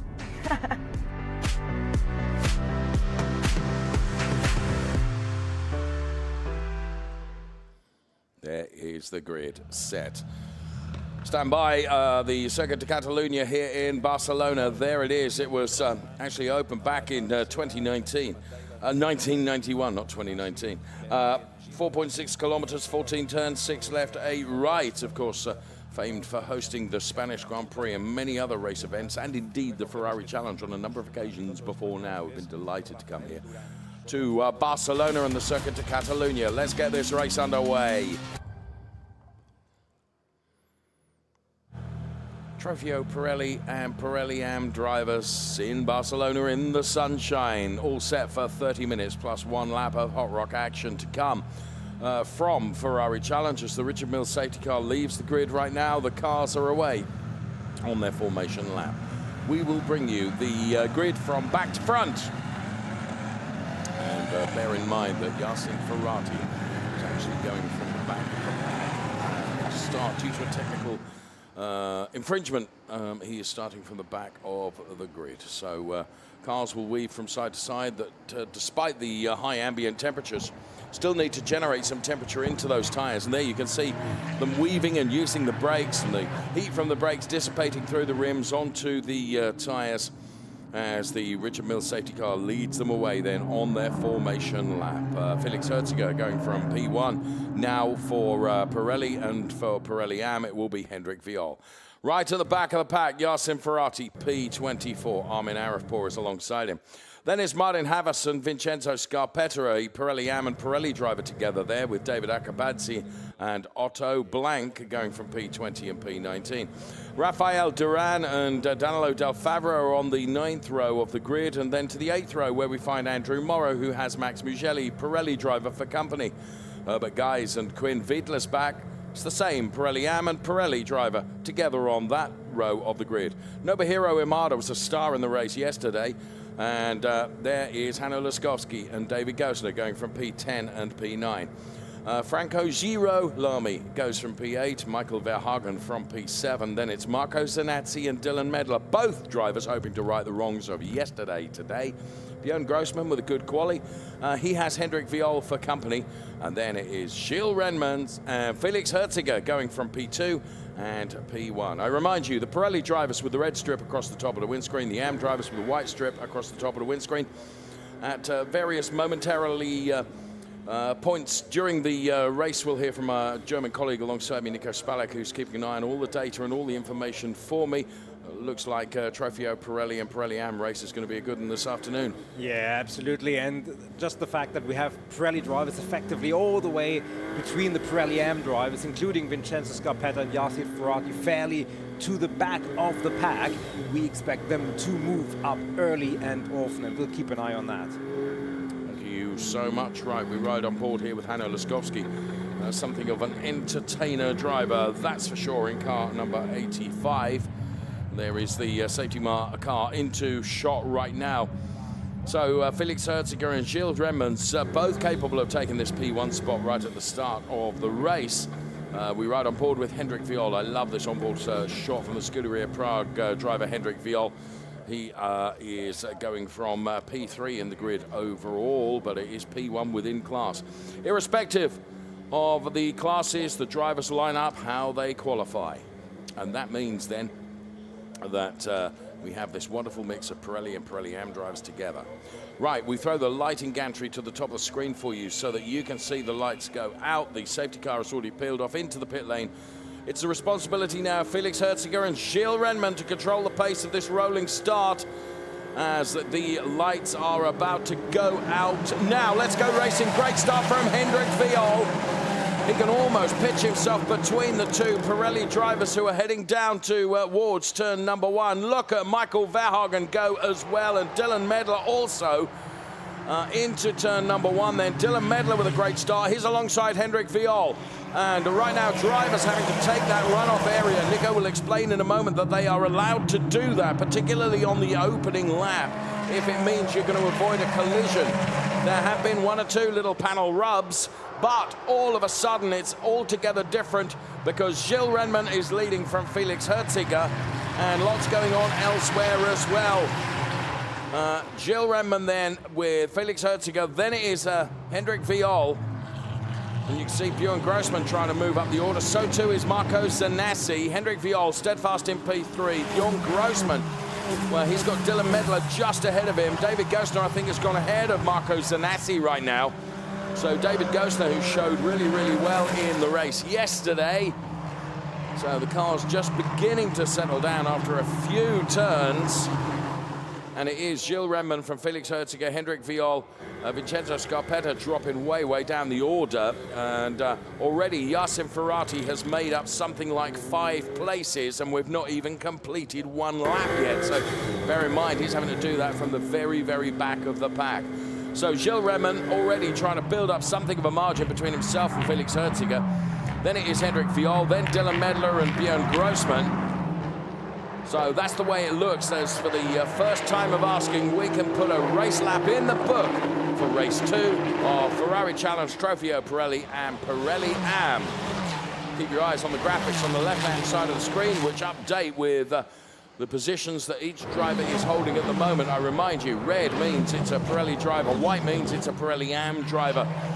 The incident in turns 1 and 2 is under investigation for any overtakes that happened by going off the track. Now, Nico, can you explain, are you allowed to use that runoff area or not through turns 1 and 2? Well, it is a little bit of a tricky question. Yes, you are allowed to avoid a collision. You are allowed to go effectively on the pit exit, but you have to follow it all the way through. You're not allowed to cut across the painted lines and rejoin the track early, because that would avoid the final kink, which takes a lot of time and therefore compensates for any gain advantage you may have gained. But race control will obviously have a look, and there is some flexibility if they feel, well, you actually, you know, you just kept your foot in and ignored the fact that there was track space available to you. It might not be that clean cut. Okay, you can see data being analyzed and looked at inside the garages here. Quinn Veitlisback, unfortunately, dropping way, way down the order as well. Something has happened to the driver from Emil Frey Racing.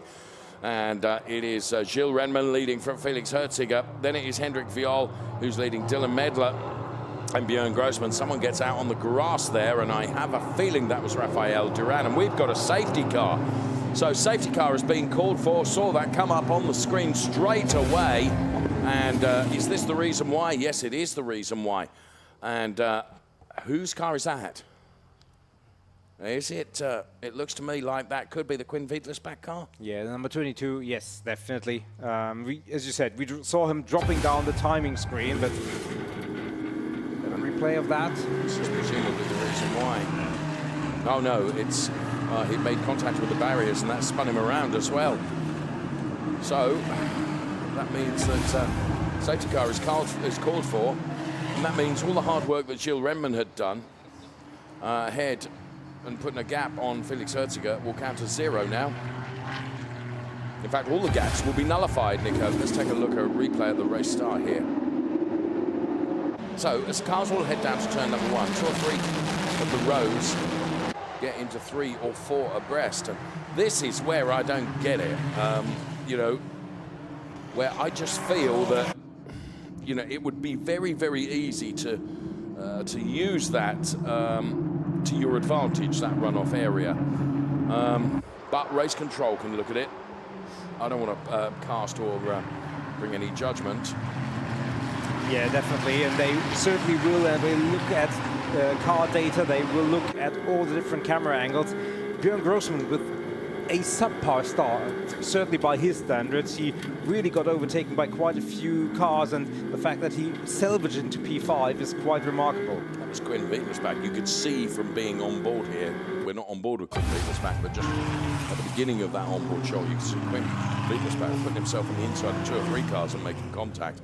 I wonder if that meant the car was mishandling then, and that was perhaps just before he found himself in the barriers. So it's Gilles Renman and Felix Herziger. The safety car comes in towards the end of this lap. So we can go back to racing. A really short safety car intervention. What that just basically does, it means that everyone gets bunched up together again. All of the cars, and there are still 23 of the 24 strong grid that will be out there together. So is this an opportunity for Felix Herziger to get by Gilles Renman? Opportunity, of course, for Björn Grossman and Dylan Medler to try and get themselves ahead of Hendrik Viol and take the race to their in-class battlers, which they would like to be on terms with.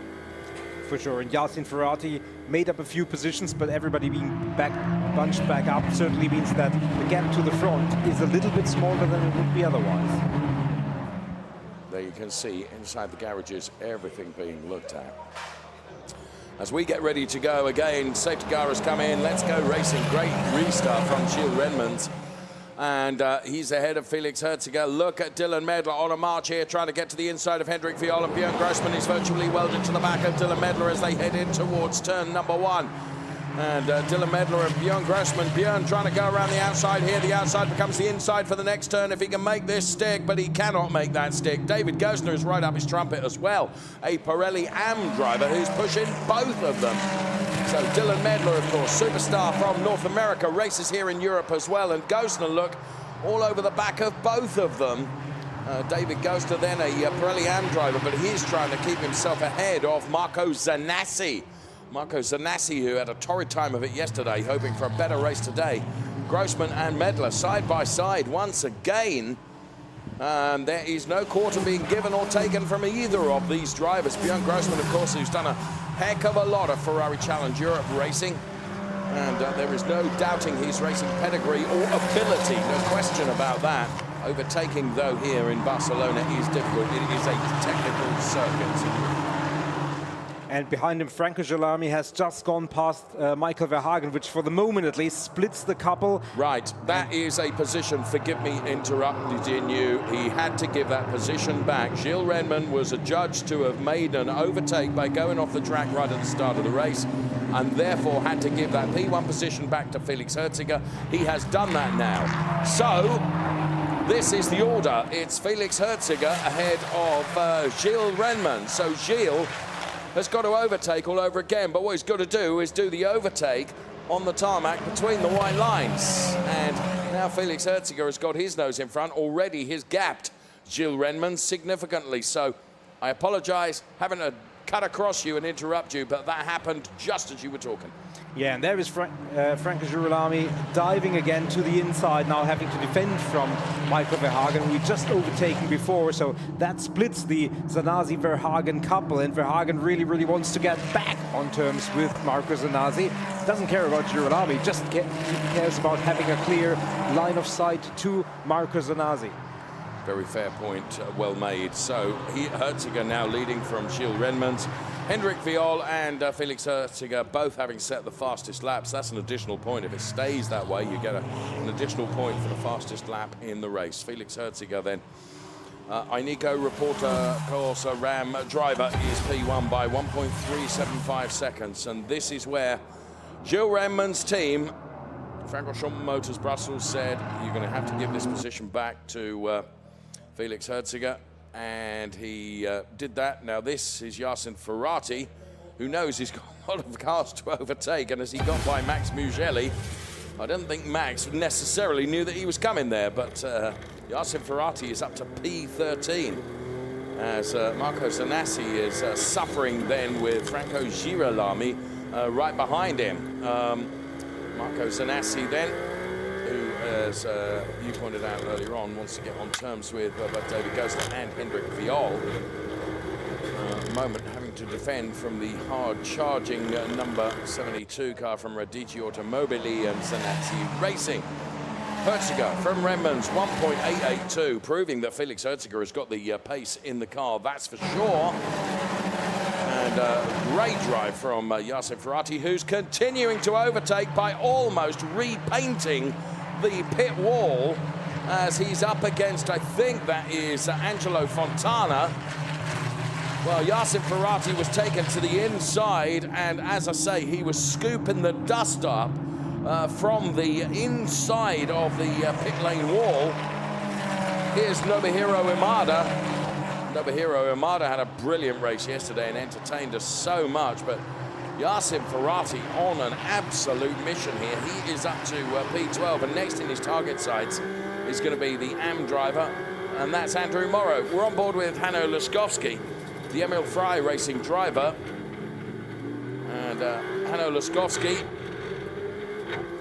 he is chasing down Angelo Fontana now, and that was the very car Yacine Ferrari made way, and Yacine Ferrari up the road now, and as I say, he's on the back of Andrew Morrow as he tries very, very hard here just to get as far up the order as he possibly can and bank as many points as he can, because bear in mind, in the Trofeo Pirelli Championship, Felix Herziger is doing a very good job here, and if he can maximize his points haul, then it'll change the way it looks in terms of the Drivers' Championship. The yellow flag at turn 10 and 11. Oh, and there's 2 or 3 cars involved in that. And one or two of them, or one of them certainly, is in the gravel trap. Let's see what happened here. Diving to the inside. Oh, and wow. That's Max Mugelli, Vincenzo Scarpetta, and David Acapazzi, was it? No, it wasn't David Acapazzi. Rafael Duran, I believe. Yeah, it could be Rafael Duran. Well, unless those cars have been able to... Here's Yacine Ferrari on Andrew Morrow. Now, I think Andrew Morrow was very sensible there and just let Yacine Ferrari go, because it's a non-class battle. There's nothing to be gained for Andrew Morrow at that point. May as just well let him go through. So just waiting to see if there are any consequences of that Max Mugelli car, whether that is stuck in the gravel now. We remain with a localized yellow at the moment at turns 10 and 11. Doubtless we'll get another replay of that in due course, but the yellow flag remains currently as they're looking at that. No, the Max Mugelli car is out, and that is back in the pit lane, and there is Vincenzo Scarpetta with his rather reshaped front end limping his way back to the pit lane. So it might be that we can get away with this without any intervention of other than a localized yellow. So the yellow flag gets rescinded, and that means we are back racing the full lap with Felix Herziger, who's now 1.612 to the good.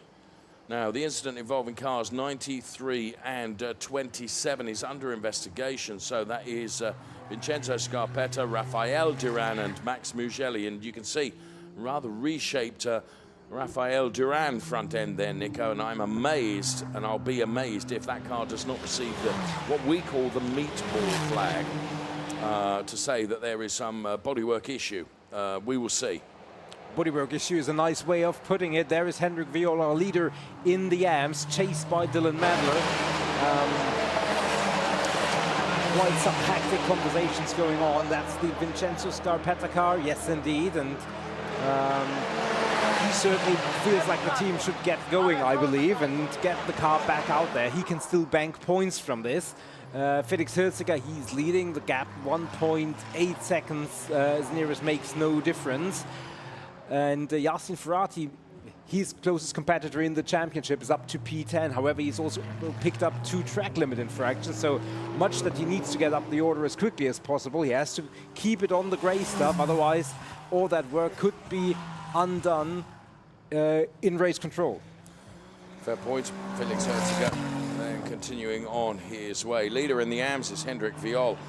David Gerstner and Marco Sanazzi remain P2 and P3 in the Trofeo Aprilia AM race, with about 15.5 minutes plus 1 lap still to go, as Andrew Morrow is chasing down the car of Nobuhiro Imada. There's Hanno Laskowski, who in turn is on Andrew Morrow right now.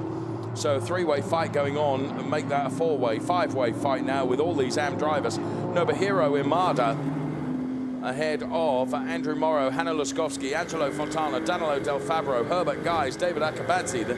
Pretty much any one of those could be in this and pick up P5 in the race in the AM drivers.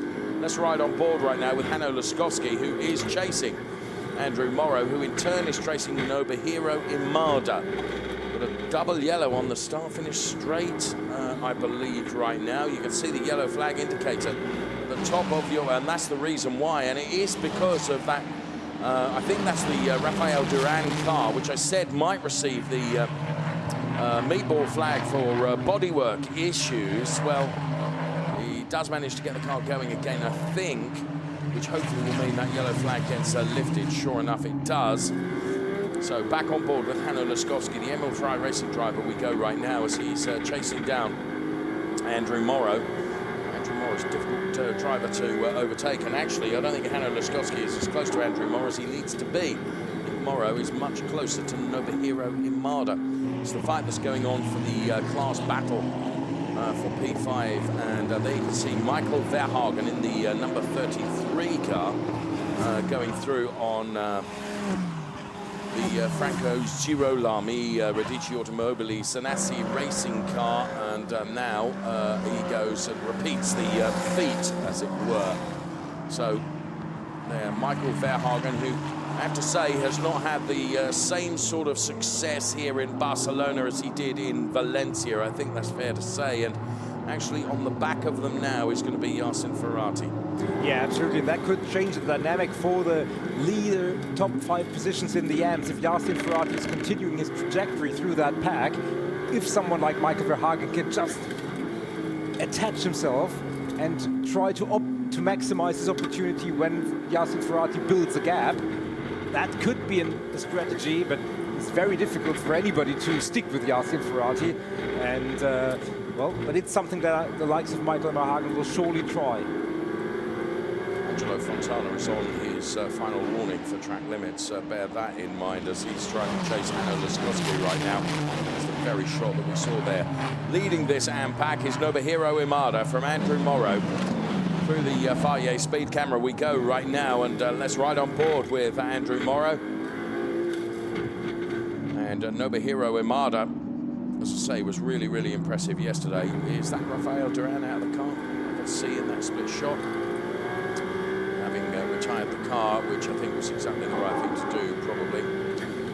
So we stay on board with Andrew Morrow. Nobuhiro Imada has got the sights of Yassin Ferrati ahead. Yassin Ferrati's got some distance to make up before he can get on terms quite with Michael Verhagen. We're with Andrew Morrow right now as we swap our onboard shots, and able to bring you lots and lots of those across the course of this race with Ferrari Challenge. The race being led by Felix Herziger, who has a margin of comfort of 2.2 seconds over Gilles Renmans. Car number 85 is under investigation. That's Hanno Laskowski, who we were on board with just a few moments ago for overtaking by going off the track at turn 10. How dare you, Hanno? You know that's going to get picked up, and you know that that's not going to work. However, it's only an investigation at the moment, so I'm going to say it did happen.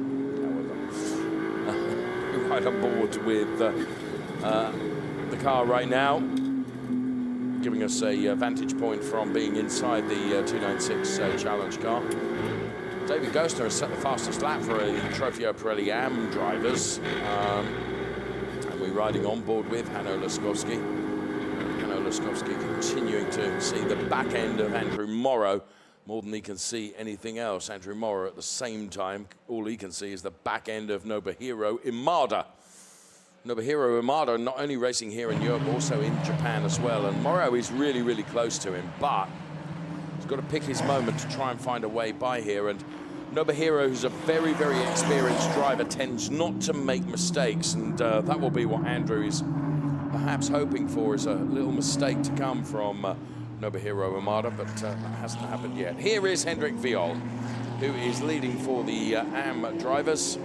He has Dylan Medler just ahead of him. And Dylan Medler, another driver, another intercontinental driver, if you will, because he races not only here in Europe, but also in North America. And a fine driver is Dylan Medler. Big bloke, you know, he's about 8 foot tall is Dylan. Really, really nice guy. And we can see the front end of his car through the onboard camera of Hendrik Viol, looking back at Dylan Medler now. We reach the final third of the race, if you will, plus a lap, 10 minutes remaining, plus 1 lap in this Ferrari Challenge Trofeo Pirelli and Pirelli Am race. Yeah, and Yasin Ferrati is still stuck behind Michael Verhagen. He's come close, but he hasn't gotten past, at least not yet by our account. So no dynamic change there. And Hendrik Viol, as you say, as we look into the Scuderia Prague garage, still fairly safe in his position, because all he has chasing right behind him is 2 Pirelli drivers. Yes, and those Pirelli drivers act, if you like, as a cushion between him and David Gostner and Marco Sanazzi. Yeah, now, just as I said, Yasin Ferrati has gotten past Michael Verhagen and is now on the back of Franco Girolami. So going to be interesting how that develops. It's for P5 and P6 in Pirelli. But obviously the other part of that is all the M drivers around them, and what will that do to their battle with 9 minutes and 10 seconds remaining. Hendrik Viol could, of course, just let Dylan Medler go here. However, he ain't going to do that, because he likes the protection that he is offered by having Dylan Medler right behind him. You will see on screen in just a moment that car number 85, Hanno Laskowski, who is running in the car number 85 in P8 at the moment for the P7, I beg your pardon, for the AM drivers, will pick up a 5-second time penalty. The reason for that is because he overtook by going off the track. I'm not sure we saw that overtake, but if we did, apologies. If we didn't, well, race control certainly saw it, and they saw it because he went off the track to get it done. So he's going to pick up a 5-second time penalty. That will put him further down the order, that's for sure, because he's got an awful lot of AM drivers that are running in and around him, so that will cost him very dearly in terms of places. Hendrik Viol we're on board with right now as Dylan Medler tries to climb up the hill and then get the switch back here to the inside. And actually on this occasion, I reckon Dylan Medler might be able to make this happen. Hendrik Viol has got a little bit more momentum though, and is able to close the door on Dylan Medler. So great fight going on between these two very, very talented drivers, but they are in different categories. One, Hendrik Viol, is a Pirelli Am driver. The other is a Pirelli driver, and just looked like there was a moment of strife for Hanno Laskowski, which caused a yellow flag, as Yasin Ferrati is trying to do 2 at once here. 2 Pirelli Am drivers as Yasin Ferrati dives to the inside, and I think he has done it. Marco Sanazzi trying to come back here. Wow, that was a bold and audacious move from Yasin Ferrati, but it worked, and Yasin Ferrati is up the road and now all trying to come all the way around the outside. This is absolutely extraordinary stuff. If Michael Verhagen had made that work, that would have been the move of the century, let alone the day. He's certainly tried, but Yasin Ferrati has found by running really, really close to that pit wall, he can get the inside line, and all the dust being kicked up is almost like a smoke screen to every other driver, as David Gostner is about to go through on Björn Grossman. Racing room is left by Grossman, who will try and get a switch back now on David Gostner. Again, they're not in the same category, so it matters not much, other than Yasin Ferrati is going to be on the backside of Björn Grossman in just a few meters' time. Yeah, but Yassin Ferrati and Franco Girolami, who run P4, 5 and 6 in Pirelli, both have 3 track limit warnings, so they need to be very careful. There, once again, is our AM leader, Hendrik Viol, and again, Dylan Medler with a different line. It's on the inside, but Hendrik Viol knows that he has more momentum, stays around. Overall, great to see that Pirelli and the Pirelli AM drivers mixing it up. No respect from the AM drivers for the Pirelli, not just waving them past, but holding their own and actually overtaking on the track. And there's a reason why Hendrik Viol wants to keep in that position, and that is protecting him from everything that's going on behind. But of course, at the moment, he's got the advantage of Dylan Medler between himself and David Gosner. And we'll look here as Michael Verhagen on the inside of Marco Zanassi. He took that lesson out of the playbook of Yassin Ferrati, I would suggest to you, hugging the inside. And right now we've got some time penalties to tell you about for car number 80. He picks up a time penalty, and that is for Angelo Fontana for going over the track limits warnings time. And right now, under pressure, is this number 26 car that is driven by Björn Grossman from Franco Girolami, who's right behind him. Yeah, Yassin Ferrati just went past Björn Grossman, so he continues his move, and from P last, he's up into P6 overall, P4 O in class, and Franco Girolami also gets past Björn Grossman. But Björn is a feisty racer, but just doesn't feel like he's got the full pace in the car. And as you said, Michael Verhagen has gotten past Marco Zanassi, and now behind Björn Grossman, a little bit of a cork in the bottle means that these two Pirelli AM drivers will be on him both. And Zanassi trying to come back on Michael Verhagen now down the inside. That was, and here comes Verhagen trying to get the switch back here. They're side by side. Verhagen is off the track, I would say. But that was perhaps to avoid a collision. Zanassi is not taking this lying down. It's a bigger battle, in my opinion, than the battle that's going on ahead of them between Björn Grossman and Girolami, because this is something special, isn't it, in the AM drivers, Marco Zanassi and Michael Verhagen, who are fighting over this P3 position. The final podium place for our AM drivers. And wow, past the speed camera we come, and Christmas, we've only got 4 minutes of this race left, plus 1 lap. Absolutely. How did Michael get that slowed down going into turn number 1? The back end was sliding, and Marco Zanassi, well, he got overtaken, but he wasn't going to stay overtaken. Dylan Medler and Hendrik Viol for lap after lap after lap. Dylan has tried everything in the book to get by Hendrik Viol, but has been denied. yeah, with 3.5 minutes remaining, Dylan Medler will now have been told by his team that actually Yassin Ferrati is coming calling. He's only 3.5 seconds behind you, and there in the back of the shot you can already see the car. So 3.5 minutes plus a lap is a podium in reach for Yassin Ferrati. That would be a drive and a half. This is going to come to a head in the very final stages of this race. It would be an extraordinary comeback from a guy that got relegated to the very, very back of the grid. He is now potentially within sight of a podium. It would be the comeback drive of all comeback drives, I would say. Hendrik Viol continues in his B1 position and is undaunted by Dylan Medler, and has been undaunted and furthermore unovertaken by Dylan Medler for lap after lap after lap. Hendrik Viol in his own race, he is the Pirelli AM leader. David Gosner is not, it's not impossible for David Gosner to reach him, but with the cushion of Dylan Medler, it's playing nicely into the hands of Hendrik Viol. David Akabadze is going to pick up a time penalty for track limits. So Hendrik Viol we're right on board with right now. Under braking, there is Claudia, his partner, looking on. And just watching every moment. It must be a really anxious time to see your better half out there doing a brilliant job as Hendrik is doing. Yeah, Marcus Zanassi has overtaken Björn Grossman, so he put that car between himself and Michael Verhagen as a cushion. And that means that battle for P3 in the AMS has at least taken a pause for the moment.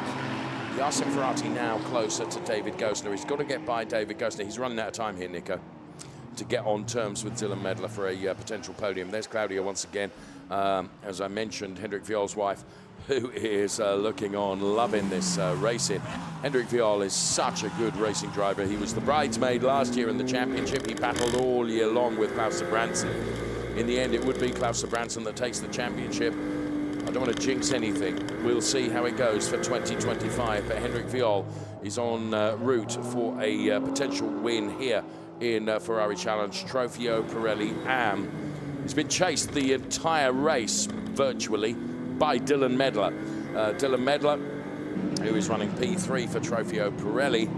He knows that Yassin Ferrati is not far behind, but I think he's far enough behind for a minute plus 1 lap is all we've got left. So in my opinion, let's see when they cross the timing line. I think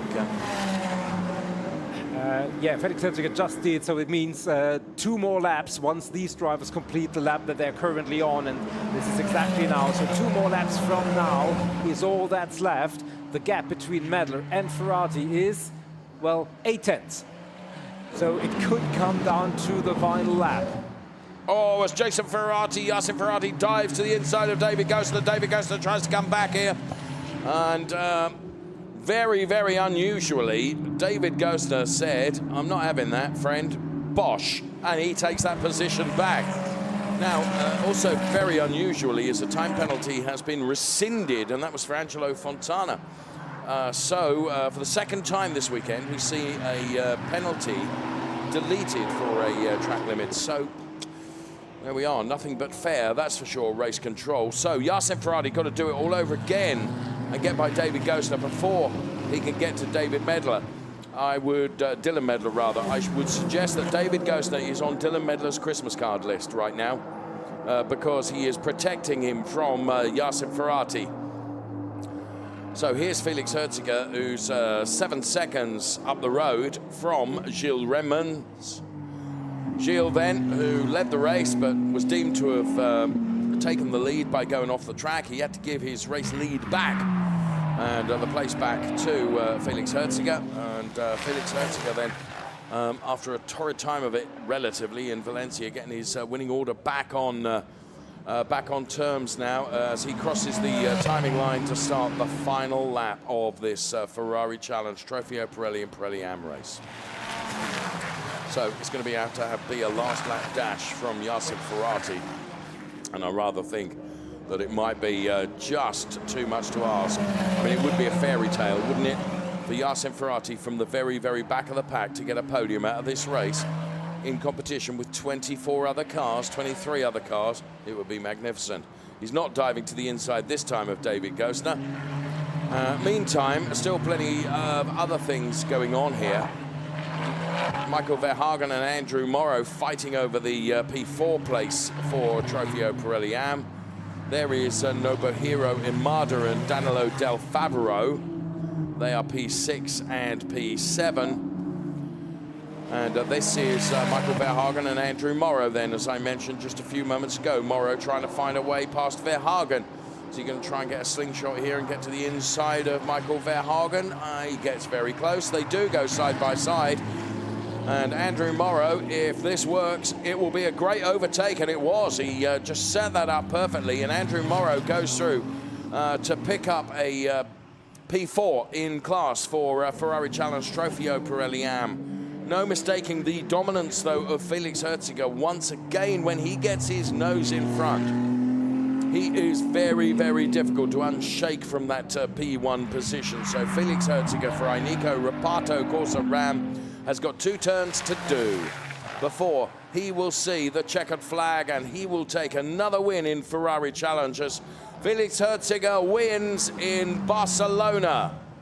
The team celebrate with him on the pit wall. Gilles Remons should take P2. Sure enough, there is Gilles. Just look at the pace deficit to Felix Herziger. Meantime, here's Hendrik Viol to win for Scuderia Pra, and Dylan Medler takes P3. Then it's David Gosler, then it's Yassin Ferrati, Franco Girolami, Marco Sanassi. Then it will be Andrew Morrow and Michael Verhagen. Wow, that was a race of many, many things happening. And really impressive was the fact that there were so many Pirelli and Pirelli Am drivers all mixed up together. Yeah, the Scuderia Praha team very happy, as you can tell. Congratulations being radioed into the car of Henrik Viol. Yeah, Henry Laskovsky gets his time penalty back, which had been rescinded. Now, he did run afoul of the track limit once more, and that means it is a track limit. Angelo Fontana. Angelo Fontana. And but doesn't change the order at the very front. As you say, I think the fact that the AMS and the Pirelli drivers really mixing it up, and you could see some of the drivers at the end of the race really suffering with tires, Björn Grossman being one of them, Michael Verhagen also in the dying stages of the race, really suffering with tire degradation, and others who had maybe in qualifying or in the race earlier been a little bit more conservative, reaping the benefits in the closing stages. The drive of the day, surely has got to go to Yassin Ferrati. From the very back of the pack to P4 in class, that's a heck of a drive. Yeah, absolutely. It won't show up as dominantly on the... and wait a second, we've just been advised that a fourth track limit penalty or warning has been issued for Yassin Ferrati. It shows up on our timing screen, and that could drop him. Will that drop him down the order? It would drop him behind Franco Girolami, if I'm not mistaken. Let's wait for formal confirmation, but that just coming in. Or, well, actually, Franco Girolami also picks up a fourth track limit. So that would nullify it. So it evens itself out because Björn Grossman is too far behind to benefit from it. So it changes the order probably in terms of outright positions, but not in class. No discounting anyway. Felix Herziger, double race winner in Barcelona. And I think it's fair to say that if you'd have said to Felix, you're going to take 2 wins in Barcelona, he wouldn't necessarily have believed you. He's a race driver. I think he would always believe that he's number 1. But yeah, the indications after Valencia certainly would have led you to think that, especially with 2 quickest times in qualifying for Yassin Ferrati, he would be in pole position, quite literally, for a race win. Now, things for today certainly changed already after qualifying, but I mean, the camaraderie here. Yes, lots of that. Hendrik Viol and Marco Sanassi, despite the fact they're arch enemies in terms of championship points, they're really good friends. And it's nice when they're uber competitive, but uber respectful and friendly off the track. Here is confirmation of the classification. Felix Herziger ahead of Gilles Renmans. Then it was Hendrik Viol and Dylan Medler. David Gosner, Franco Girolami, Marco Sanassi and Yassin Ferrati. And that sequence is still being updated with the penalties being applied. Andrew Morrow, Michael Verhagen, then Björn Grossman, Nobuhiro Imada, Danilo Del Favro, Herbert Geiss and Otto Blank occupy the next part of the screen. Ahead of Angelo Fontana, David Akabadze, Hanno Laskovsky, Martin Havas, Armin Arifport, Rafael Duran and Max Mugelli. And then Vincenzo Scarpetta and Quinn Wiedlersbach, both with not classifieds. There was a lot going on in that race. Super slow-mo then of our race-winning car for the Ineco Reparto Corsa Ram team, Felix Herziger.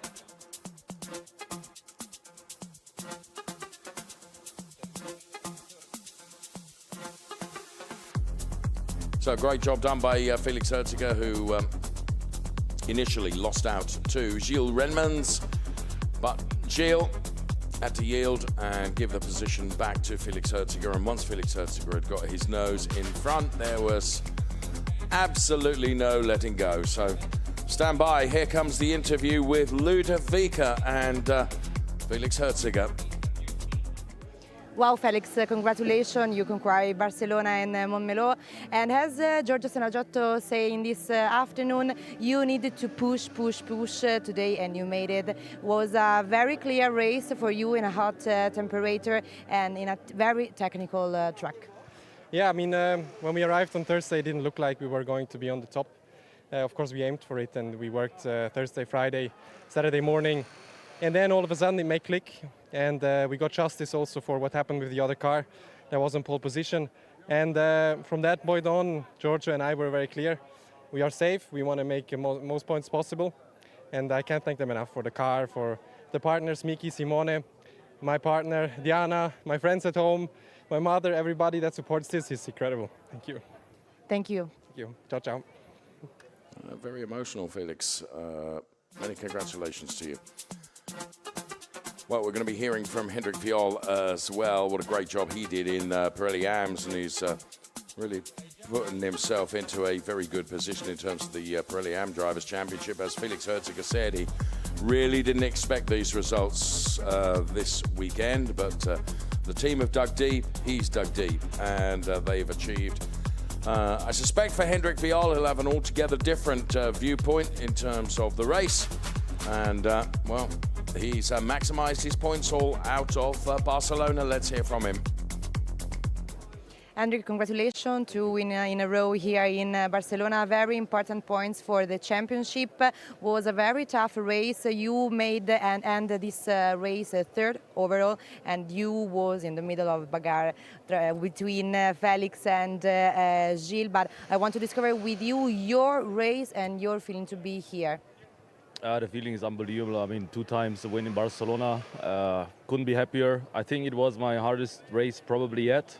You know, to be in the sandwich between the pros. Was hard to keep Dylan behind me. Yeah, just unbelievable race, unbelievable weekend. Thank you. Thank you for your time. Congratulations. Thank you very much. Thanks and well done, Hendrik Viol. Great job done. Here are the highlights of Ferrari Challenge Trofeo Pirelli. Race 2 from Barcelona. Cars head downhill towards turn number 1, which has proven to be something of a funnel here. And with some 24 cars, inevitably some of the cars would run a tad wide, some a tad wider than others, including Gilles Remans, who seemingly got something of an advantage and put himself in the lead of the race, ahead of Felix Herziger. Now, Yassin Ferrati at the beginning of the race had been sent to the back of the grid, in fact, before the race even got underway for a very technical reason. And Quinn Rietlesbach finding the wall, unfortunately, which didn't forgive. So Yassin Ferrati was always going to be on a charge right from the back of the pack. Now, Gilles Remans had to give the place back, the race lead back to Felix Herziger. And once Felix Herziger had got his nose in front, then he was up the road. This was then a scary moment, as that was a bold and ambitious move. And there was lots of bold and ambitious moves from Yassin Ferrati as he continued his quest to get as far up the order as he possibly can from his disadvantaged start. And you can see drivers here trying to control slides as they were turned around, and Hanno Zyskowski was one of them. He had a bit of an assist into that, I think. You could see that the tension inside the garages was always almost as great as it was in the cockpit of the 296 Challenge cars. Andrew Morrow and Michael Verhagen were having a brilliant battle in Trofeo Pirelli AM for P4, but for Felix Herziger, well, he was able to win by a margin of some 10 seconds over Gilles Remans for Trofeo Pirelli. And for Pirelli AM drivers, it would be Hendrik Viol that would take victory, and that was to the delight of his wife and also to the team Scuderia Prague.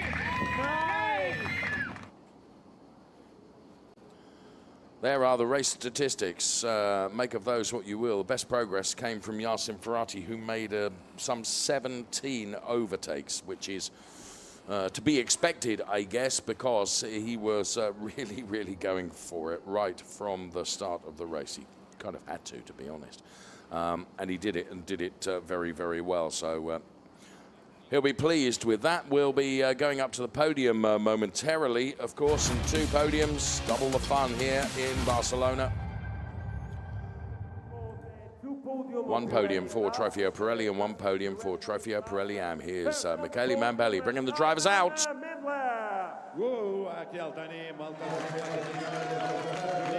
8-foot-tall Dylan Medler takes to the podium. He doesn't need a step. Here comes Gilles Remans, then a P2. And Felix Herziger, he will be on the top step of the podium. And of course the team, Ineco, Reparto, Corsa, Ram will be represented as well, because they'll be receiving the Copa Team Award. So Felix was very emotional during his interview. Now we are ready for national anthem. And here comes the anthem.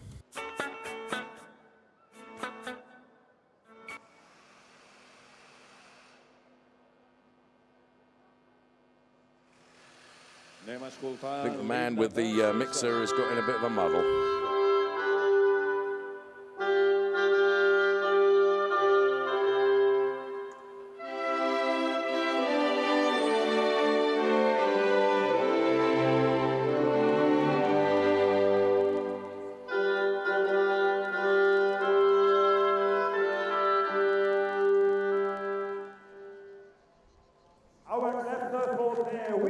Many regards.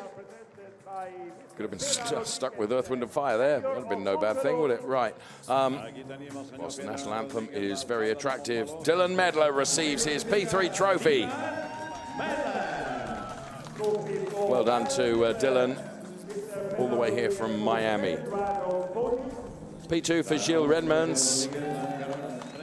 Pere Rodriguez, the mayor of Montmello's Town Hall, making the trophy presentations, and here comes the big trophy, the P1 trophy for Felix Herziger.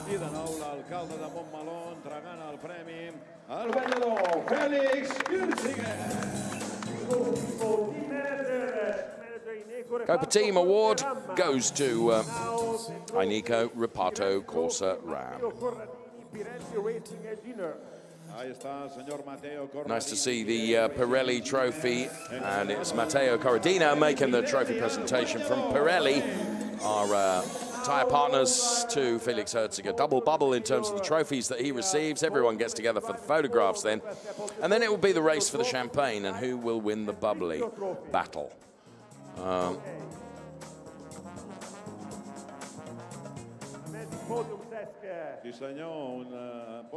So great smiles all around there.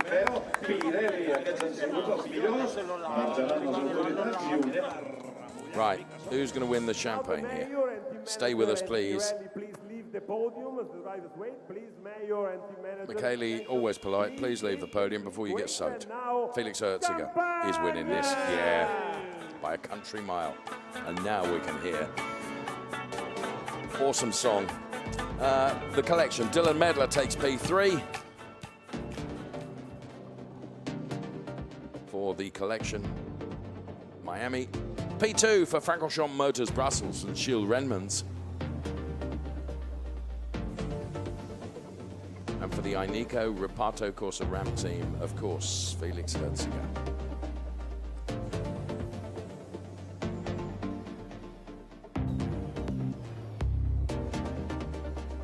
We'll bring you the result. Here it is for the race overall. Felix Herziger, Gilles Redmonds and Dylan Medler, they are the top three in Trofeo Pirelli, the top three in Pirelli AM. Hendrik Viol, David Gosner, Marco Zanassi now. Yasin Ferrati finishes P7, Franco Girolami behind. Then Andrew Morrow, Michael Verhagen, Björn Grossman, Nobuhiro Amada, Danilo Del Fabro, Herbert Geis, Otto Blank. Ahead of Angelo Fontana, Hanno Laskowski, David Akabadze, Martin Havas, Armin Arifpour, Rafael Duran, Max Mugelli, Vincenzo Scarpetta and Quinn Wiedlersbach not classified. Drivers' Championship, critical that we look at the points order right now as Felix Herziger now goes back to the top of the points with 11 points clear of Yasin Ferrati. Vincenzo Scarpetta is P3, Gilles Redmonds is P4, having moved up a place over Max Mugelli in terms of the Drivers' Championship points. There we have it. Ferrari Challenge Trofeo Pirelli Drivers' Championship and podium done and dusted. The AM podium still to come. Michele is bringing those drivers out as we speak right now. There is Marco Zanassi. He has big support here in Barcelona. Forza Zanassi at Team Panetti. Look, that's been nicked from the hotel, hasn't it? And they've sprayed that. P2 is David Gosner. He's had a good weekend. And on the top step of the Pirelli AM podium, Hendrik Viol.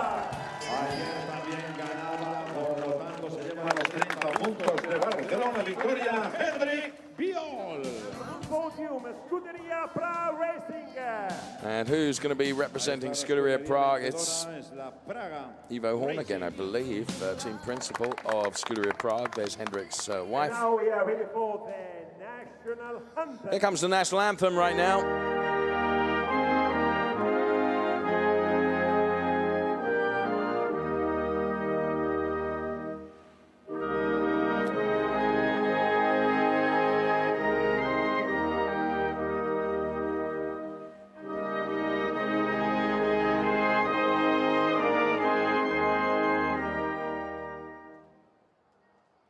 Super claps for the winners. The trophy Well, that plays out.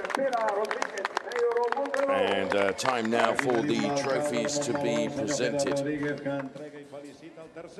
Marco Sanasi in receipt of his trophy. for the second driver, David Gosner.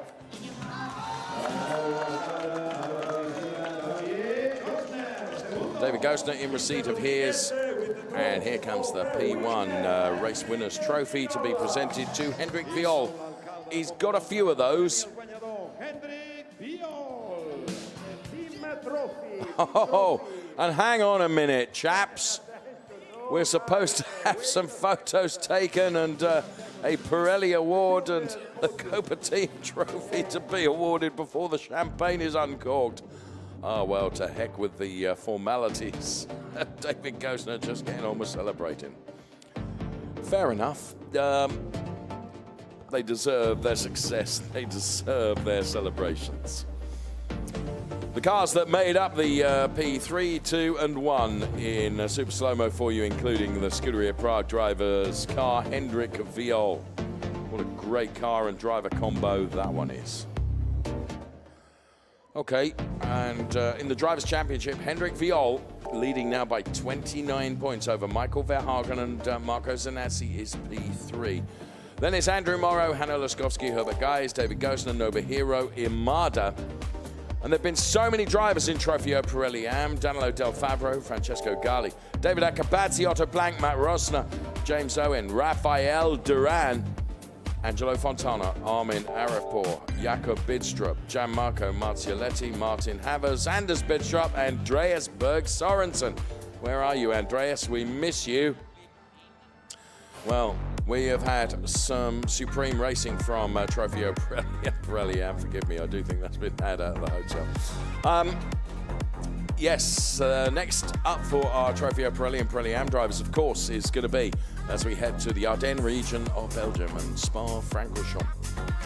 Very much looking forward to that. A very different track, of course, to that here in Barcelona. But from all of us here, I hope you've enjoyed those Trofeo Pirelli races. We've got another race still to come yet, though, before the end of the weekend. Bye-bye for now.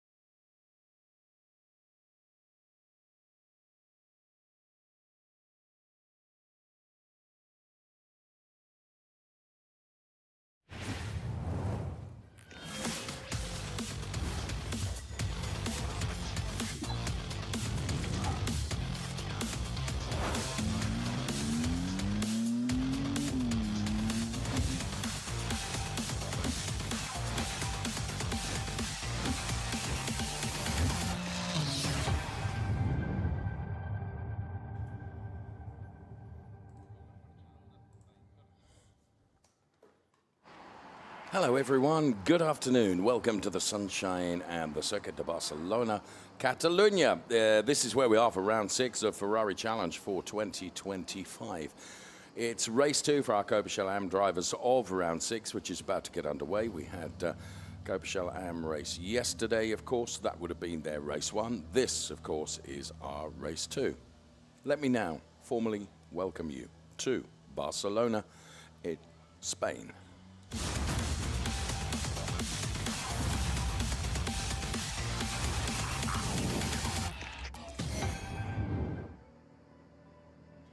Very technical track, the Circuit de Catalunya, and this is round 6, as I mentioned earlier on. From here, we head to, after our summer break, to the Ardennes region of Belgium and Spa-Francorchamps, and then, of course, it is round 8, the final round of our 2025 season, which will happen in Mugello. It will actually be a part of the finale Mondiali event, huge event. 56 degrees, the track temperature, 32 degrees, the air temperature right now. There's about 3 kilometers per hour of wind around. That's the way it looks at the moment. So, we're very much looking forward to our Copachel Am race, which this race 2, if it's anything like race 1, will be very dramatic. And it was very dramatic yesterday, I can tell you. I can't begin to tell you how much went on and what happened and what didn't happen and who got what penalty and who didn't get what penalty. There was a lot going on in the race yesterday. Will it be the same today? Goodness only knows. Generally speaking, the one thing that you can predict about the Ferrari Challenge is that it's completely unpredictable. Whatever happened today may not happen, or whatever happened yesterday may not happen today. We will see. We're taking a look at Jan Sandman, who's going from P1. I do know this, that Jan Sandman won the battle in qualifying. It was Boris Gideon that won the race yesterday, unexpectedly, I think, and even Boris would be prepared to say that. So Jan Sandman in qualifying put it on P1. Boris Gideon is going from P2. Shintaro Akatsu is P3. Points leader is going from P4. He's on the second row of the grid, which is further down the order than we would have expected to see him. Nico Spalek from Germany alongside me. Occasional comments during the broadcast. What do you think? Yeah, good afternoon. Well, yes and no, because what is so predictable in the Ferrari Challenge that it is so unpredictable, and therefore, and especially as we take a look at the Sven Schirmer car, the very car we're talking about, anything can happen, and most days it will. So Sven Schirmer has been a model of consistency. I think P4 is probably as lowly as he's qualified, and with Andreas König, one of his biggest rivals, right behind in P5, he could be under threat to go backwards rather than forwards. But we'll see. It's only a few minutes away from the start. But before we do that, we have a look at the race 1 yesterday, just to refresh our memories.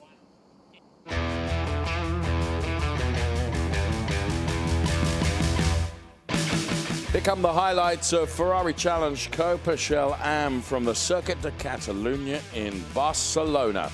So as the cars were released, there you could see one car out on the grass right at the start of the race, and then there would be another after a touch from Lisa Clark. That sent Stephen Earle, who then had to thread his way through the oncoming cars like a needle. Unfortunately, Alexei Komarov being caught out in that, and damage sustained by Lisa Clark as well. And well, there was quite a lot going on, to be fair, and Charles Chan and Boris Gideon were having something of a really important race, and Henrik Kamstrup and Hassan Debussy, Norikatsu Shibata, lots of drivers in the mix here, and Henrik Kamstrup seeming to lose a bit of pace, and Alvaro Ramos on the inside in the 150 car.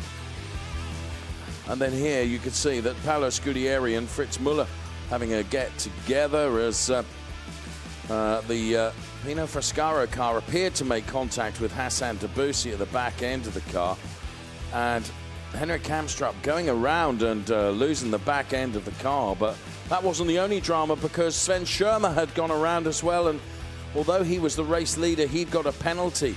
And Andreas König, seemingly for no reason at all, the back end of the car let go, and he ended up in the gravel, and he would have been the net victor of the race if everything had stayed that way.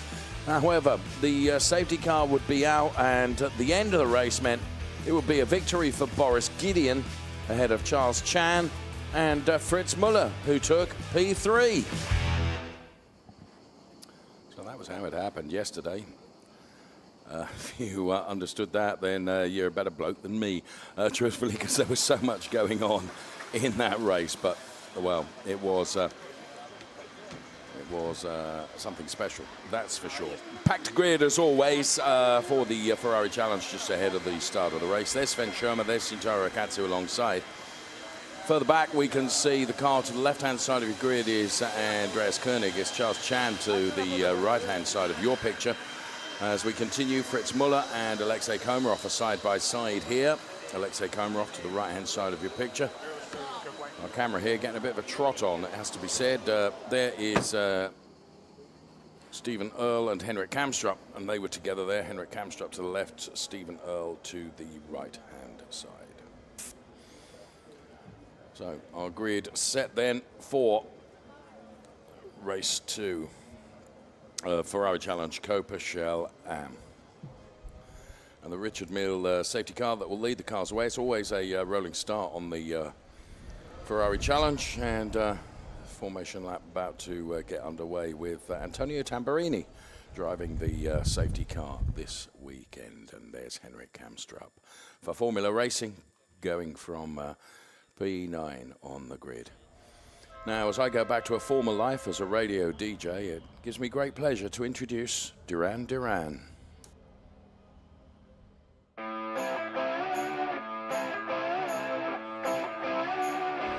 Hi, I'm Alberto Duran, a lifelong passionate Ferrari, their father. Hi, I'm Rafael Duran, son of Alberto Duran. So Raf, isn't it incredible? Every time I go in and look at these incredible books that we received through the years, I go in and see so many adventures that I always wanted to do that. Yeah, and I mean, right now we're in the incredible circuit of Barcelona. We're driving these incredible cars as well. It's more than a dream. And I feel so lucky about it, because at the end of the day, it's the only thing we take out of life. We've discussed this since you were very little, and we used to do go-karting together and raining in Miami when you started. Yeah, there's a big difference between the 296 Challenge and the go-karts. I mean, the Challenge, we're running 700 horsepower, 1,400 kilos. It's incredible to be able to manage these cars as well, the speed that they go to in some of the straights. I remember the first time that I came and I realized that I was driving a car and it had the horse. It had the horse there. Like I said, I cannot believe I'm driving a Ferrari. I cannot believe I'm living this. But there's nothing like racing. And what do we have next in the year? The next one is going to be after Barcelona. We're going to Spa. Then we have a test in Mugello. Then we're going to do the Finale Mondiale. Are you excited for the finale? Very much, very much. I mean, there's nothing like the Finale Mondiale. It's such an incredible piece of life that you can actually experiment. All these historical cars, all these new cars. Unbelievable, with people from all over the world. I haven't seen it in any other place. Okay, Raf, I guess we're gonna have to go, but look at this. Look how many great places we have to go this year, next year, and hopefully many years ahead. So, time to go to the track, my dear. I agree. Let's go to work. To the track.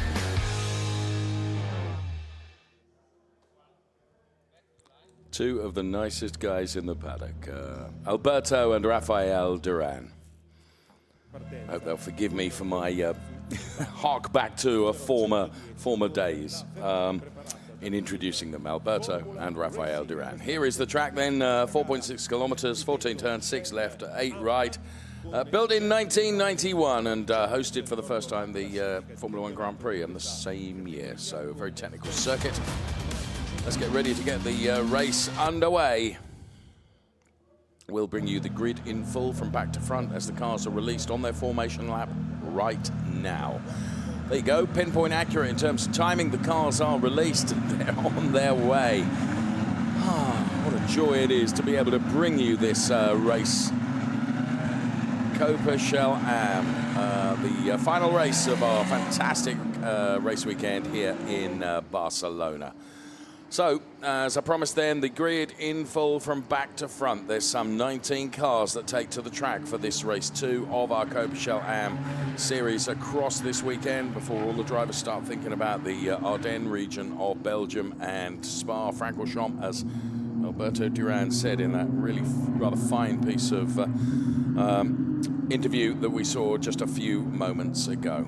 That's a great shot, isn't it, of the circuit here, how it unwinds in Barcelona. Right, here is the grid.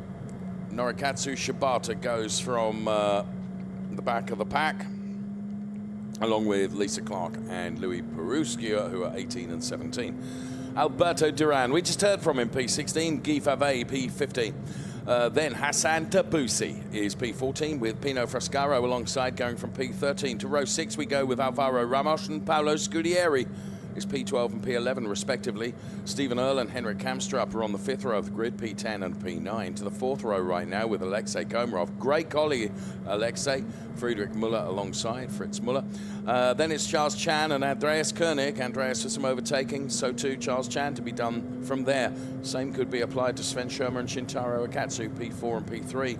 Yesterday's race winner, Boris Gideon, goes from P2.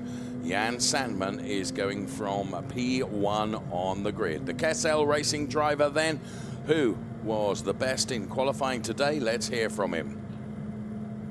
Again, good morning from Barcelona. Finally, we are back on pole.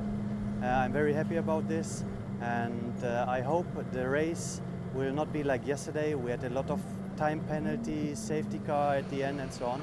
So it was not so pleasant, but I just want to have fun this race and hopefully bringing the P1 home. Thank you so much.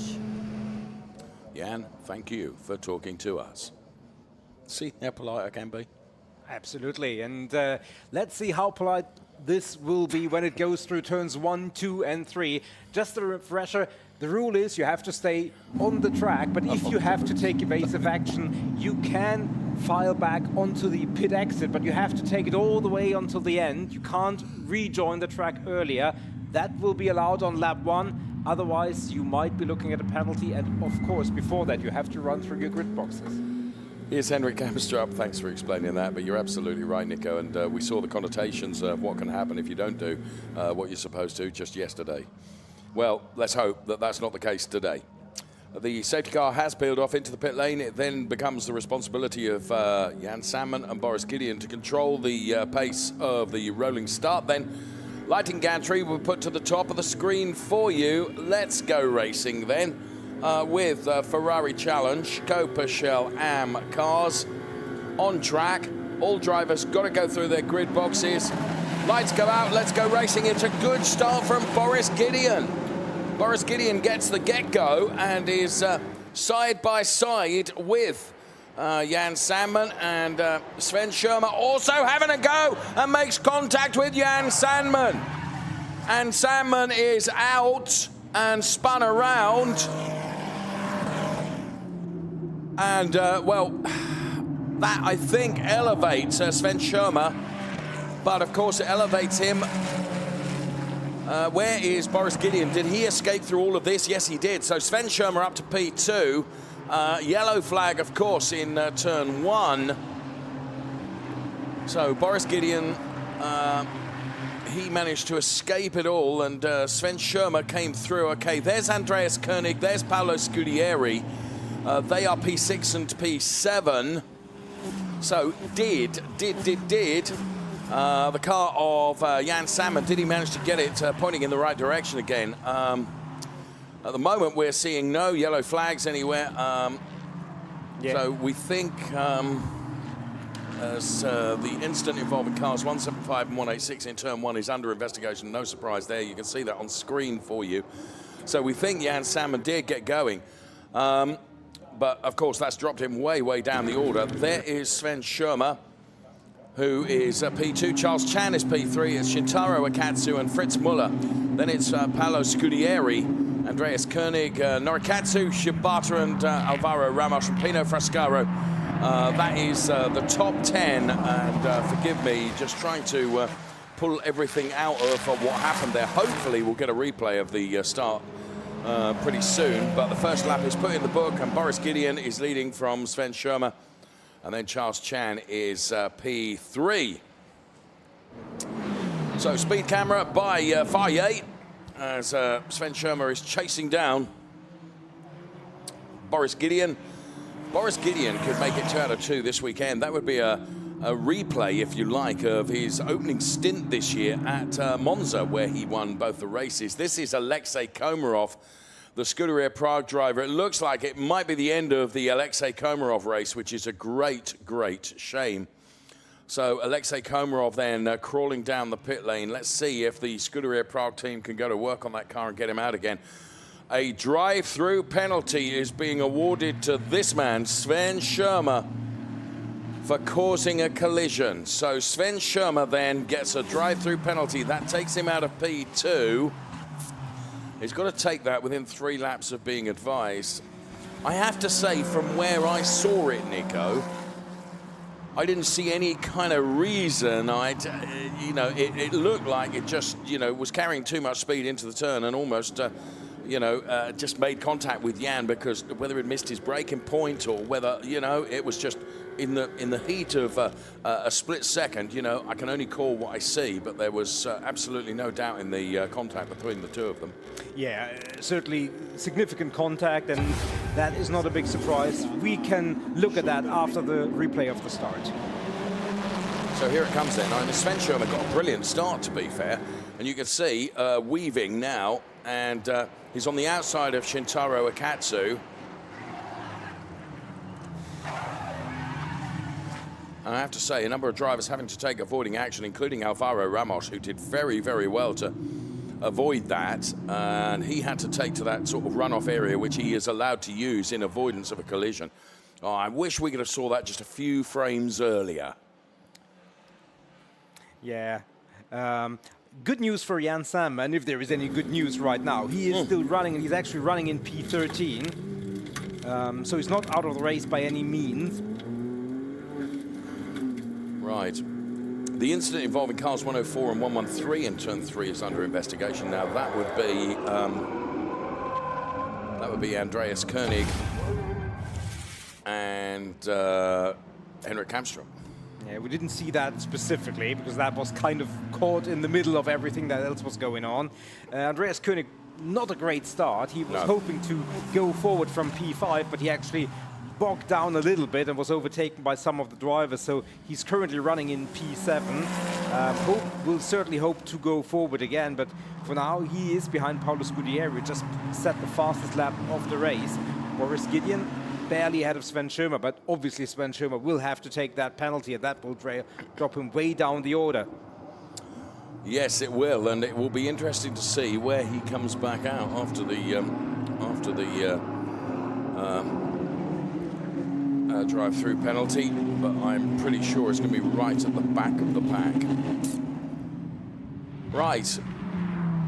So there is Shintaro Akatsu being chased down by Fritz Muller. That is for P4 in the race. Boris Gideon leading from Sven Schirmer and Charles Chan, and Sven Schirmer comes in to take the drive-through penalty. Now this must be the most horrific feeling in the world. You are so slow and everybody, literally everybody, is speeding past you and you're defenseless at that moment. You're absolutely right. Nothing you can do. There's a speed limit in the pit lane, of course, and there you can see Sven Schirmer taking that drive-through penalty now. Bear it in mind, there's Sven Schirmer is leading in the Drivers' Championship.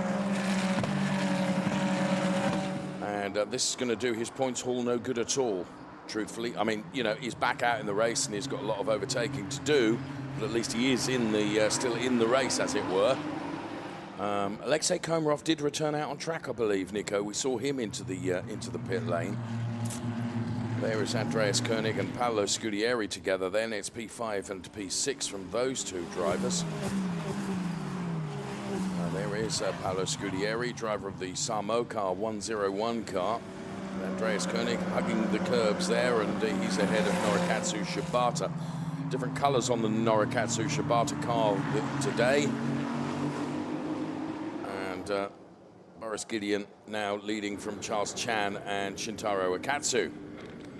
Boris Gideon has not been able to break away from the rest of the pack, Nico, perhaps quite as I imagined that he might.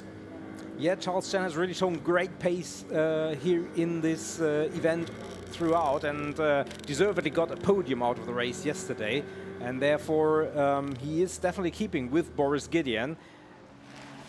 Shintaro Akatsu P3, Fritz Müller, who also got a podium after the race yesterday with a very good P4 position for the moment, and as you can see, everybody fairly bunched up there.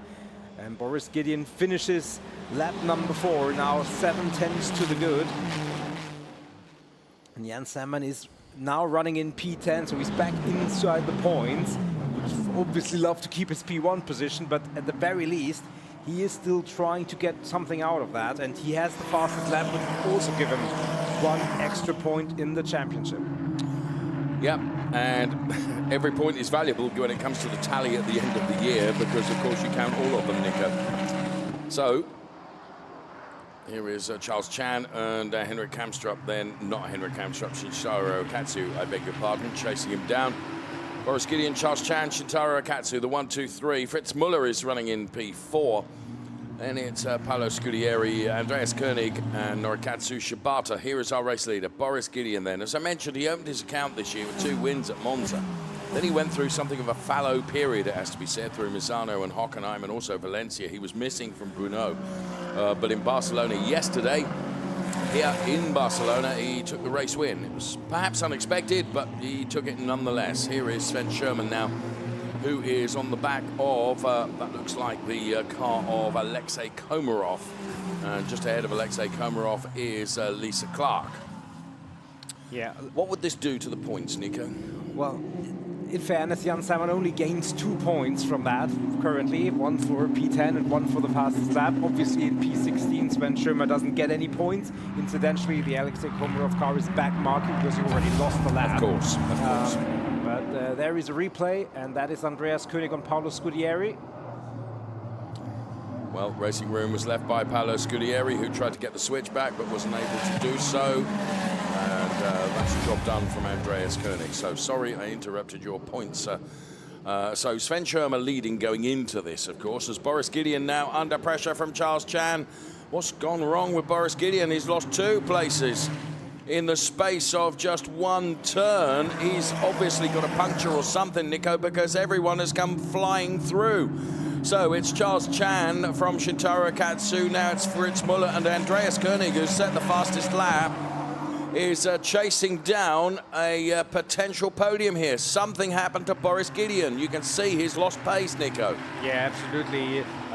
The drama only continues in Coppa doesn't it? As if there wasn't a new day, and now it befalls our leaders almost like a plague. So beware, Charles Chan. Charming.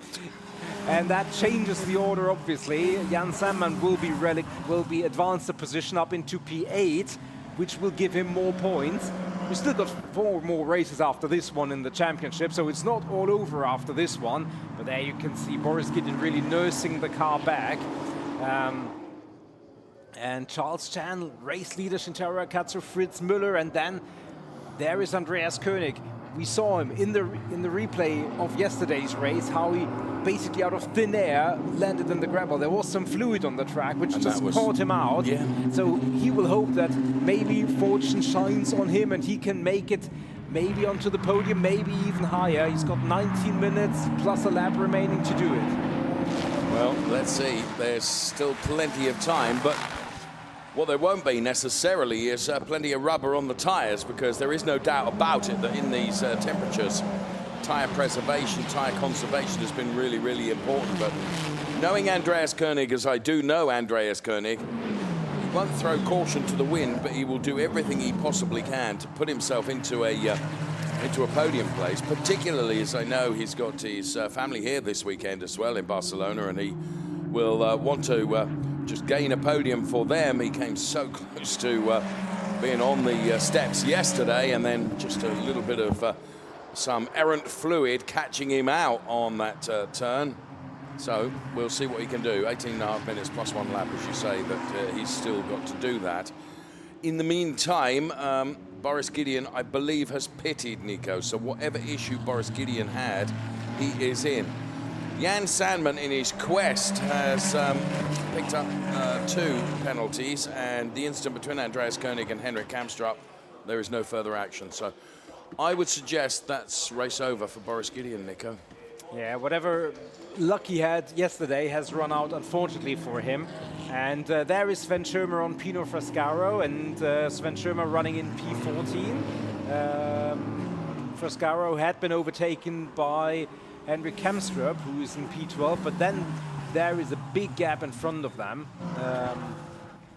So let's see how far can Sven Schirmer, who obviously should have superior pace overall than the drivers around him, how far can he advantage himself, and how does luck shine on him? There is Henrik Kamstrup in replay going through on Pino Frascaro. Incidentally, our race leader is also on 2 track limit warnings, so just bear that in mind. Keep that in the back of your mind, because you can get away with 3, you can't get away with 4. Right, Pino Frascaro with Sven Schirmer.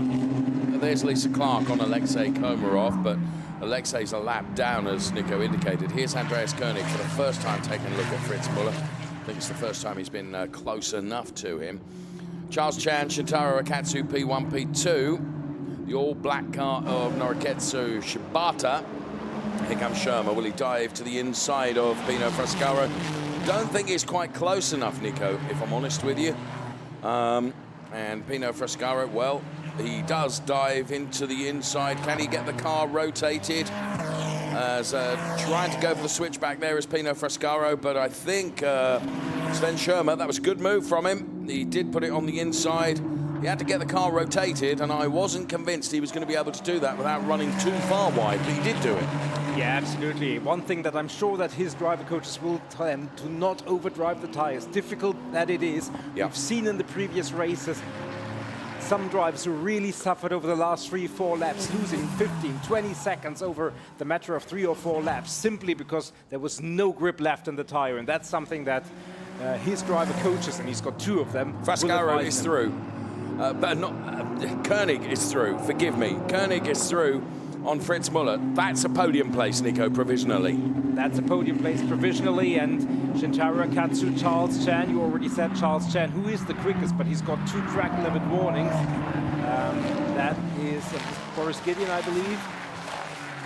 So Andreas Koenig then up into a provisional podium place now, and he'll put the chase on to Shintaro Akatsu.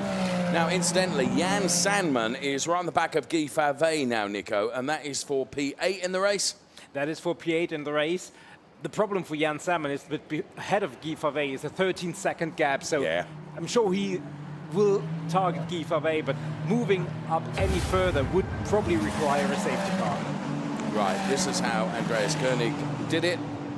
Put it to the inside. In fairness, credit to Fritz Muller, he didn't defend it too steadfastly and cause a collision. He allowed it to happen. There is our race leader, Charles Chan, who's trying to break away from Shintaro Akatsu and has done so by dint of setting the fastest lap, a 1:47.841. So, fair play. You can see Andrea Fausti, one of the driver coaches there as we split the shot. It is Charles Chan from Shintaro Akatsu and Andreas Koenig right now. They are the top 3. Fastest lap from Charles Chan, a 1:47.841, as I indicated just a couple of moments ago. Well done, Charles Chan. Just keep it within the white lines, which he does. And that becomes ever more difficult, Nico, as the race goes on, because the tyre deck becomes greater. And you're actually trying to steer something which perhaps is sliding more than it did at the beginning of the race. No question about that. And the more important for Charles Chan maybe to build that gap and not be under immediate threat from anybody at that stage of the race, so he can really then only focus on himself. And there you can see Fritz Müller is not letting this get out of hand, sticking with the battling Andreas Koenig and Shintaro Akatsu. And for Koenig, that kind of means the earlier he can get past Akatsu, he will be away from the threat of Fritz Müller, but Shintaro Akatsu has very different plans. Absolutely, and Shintaro Akatsu is very comfortable in that P2 place, and he doesn't want to be losing that, Frankie. Thank you very much. So here they are, 3 of them together there. Here comes Paolo Scudieri, and right behind Paolo Scudieri is Norikatsu Shibata. And Shibata is quicker. but he's got to find a way by, and that's not so easy. Actually, we've only got 13 minutes plus a lap of this race. I don't know where the race has gone. It's gone in a flurry of activity, that's for sure. So, Chan, Akatsu, Koenig. They are the top three, and Fritz Müller absolutely, as my colleague alongside me has suggested, is sticking like glue to the back of Andreas Koenig, as Andreas is trying to chase down Shintaro Akatsu, but Akatsu is managing this perfectly and just keeping enough of a margin between himself and Andreas Koenig to prevent Andreas really having a pop at him, as it were. Yeah, definitely. Sven Schirmer has made it all the way up into P12, but he's now 3.3 seconds behind Henrik Kamstrup and another almost 5 seconds behind Stephen Earle. So points, as things are about 8 seconds away, but we've seen drivers having issues and therefore dropping down the order. So, you know, everything to play for until the very end, and that's 12 minutes plus a lap away. Paolo Scudieri with a good showing thus far, running in P5. His driver coach, Stefano Guy, you can see in the window that we place into the main shot for you. Paolo Scudieri and Stefano Guy have been something of a formidable combination, Nico. And here you can see Shintaro Akatsu stretching his legs out of Andreas Koenig right now, as Andreas Koenig, I think, is having to defend a bit more from Fritz Müller. I wonder whether Fritz Müller is thinking, right, I'm going to have this place back here, you know. Well, intra-Austrian battle for that final podium position as things stand currently. Paolo Scudieri has had a bit of an up-and-down season, has shown some great flashes, but also some, well, not so great moments thus far this season. But it's always great to have him here on the track, and P5 certainly among the best results that he has shown thus far this season. Indeed, P5 2 times is the best team we had this year for him. Yes, Paolo Scudieri, great driver, and always a welcome addition in the Ferrari Challenge, and a regular competitor in the Ferrari Challenge here in Europe, and long may that continue. Paolo Scudieri being chased down here by Norikatsu Shibata, who is just so enthused about racing Ferrari Challenge and enthused about racing here in Europe as well. Norikatsu Shibata, who's currently running in P6 and getting ever closer to Paolo Scudieri, but trying to find a way by is difficult. It's a very technical circuit, this Circuit de Catalunya. And try as he might, he has been denied thus far. Oh, as Paolo Scudieri makes a small error, and we've got another car rejoining, and not quite sure who that is. I can't see from our drone shot here. I have a feeling it might be Shintaro Akatsu, you know, but why would he have dropped down the order like that unless he had an error? Yes, it was Shintaro Akatsu, because Fritz Müller has moved up into P2 and Andreas Koenig into P3. So not only did Fritz Müller got past Andreas Koenig at the same time. So doubtless we'll get a replay of that. Sure enough, there's Fritz Müller, who got back on Andreas Koenig, and there's Shintaro Akatsu, who now finds himself in P4. So he was running in P2. So yeah, hopefully we'll get a replay of that. Thanks for picking that up. Seeing that car rejoining, Nico, and it just took us perhaps a few meters more than we would have liked to identify the fact from the drone that was Shintaro Akatsu. Yeah, I'm sure we'll get a replay of that, and all sorts of things could have happened there. Charles Chan certainly advances his lap, his lead rather, is 3.3 seconds to the good. And here is an explanation, possibly. Now, I think that's just the scene where he rejoins. To the left-hand side of your screen, you can see, and well, we'll be searching more for that. Jan Sandman, in the meantime, hasn't made it past P5A for the time being. So the order there, 7 and 8, as it were. Sven Schirmer's slowly clawing back Henrik Kamstrup, and 8.5 minutes remaining. Maybe he will be able to get at least a point or two. Possible. It is possible. So we will see how it develops over the remainder of this race. But Shintaro Akatsu all of a sudden finds himself in a different position. It's a position of P4 rather than P2, which is where he was. And Norikatsu Shibata right behind him. So Norikatsu Shibata and Paolo Scudieri, that overtake did happen. And Norikatsu Shibata ahead of ahead of Paolo Scudieri, and now he's targeting Shintaro Akatsu, who all of a sudden is within his clutches. So very interesting. Charles Chan leading from Fritz Muller and Andreas Koenig. They are the top three with 8 minutes remaining as they cross the timing line. Under investigation for overtaking by going off the track at turn 10 is a warning you'll see on screen in just a moment, and that applies to Sven Schirmer, who is currently running in P12. Might be a day that's going from bad to worse for Sven Schirmer. Tempted to say if he picks up a penalty for that. It's only an investigation at the moment. Absolutely. We talked in qualifying earlier about behavior points, and there is Sven Schirmer on the inside of Henrik Kamstrup, and Henrik certainly doesn't defend that too vehemently. The good news for Sven Schirmer is that he had picked up 0 behavior points, and behavior in that case is not a positive. It's effectively a rap sheet of things you've done wrong, and Sven Schirmer had a clean slate. Once you get to 10, you will get a grid drop to the back of the grid, but that's not imminent for him. Can I interrupt you to say that Sven Schirmer is going to pick up a 5-second penalty. You'll see it on screen in a moment for overtaking by going off the track. So taking an advantage by going off the track. Gained a place because he overtook, and therefore he is picking up a penalty of 5 seconds. So from his position of P11 at the moment, that's going to drop him down the order and out of the points, Nico. Yeah, from P11 back down to P12, because the gap to Alvaro Ramos is 7 seconds. But if he can get on terms with the likes of Hassan Debussy, he would also have to edge out a 5-second gap, which certainly not impossible for him to build a bigger gap, but you know, it's just not helping. And maybe it reeks a little bit of desperation for him, that he's just trying everything that he can and he can't wait around. But obviously race control will make sure that the rules and the track limits are adhered to. So Charles Chan leads the race that has 6 minutes plus 1 lap to run ahead of Fritz Muller, P2. Then it's Andreas Koenig, P3. Shintaro Akatsu, Norikatsu Shibata and Paolo Scudieri occupy the next places ahead of Guy Favre and Jan Sandman, who's not been able to find a way. And this is the very image that you can see.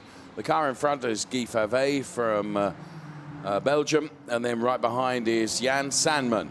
And Sandman, of course, who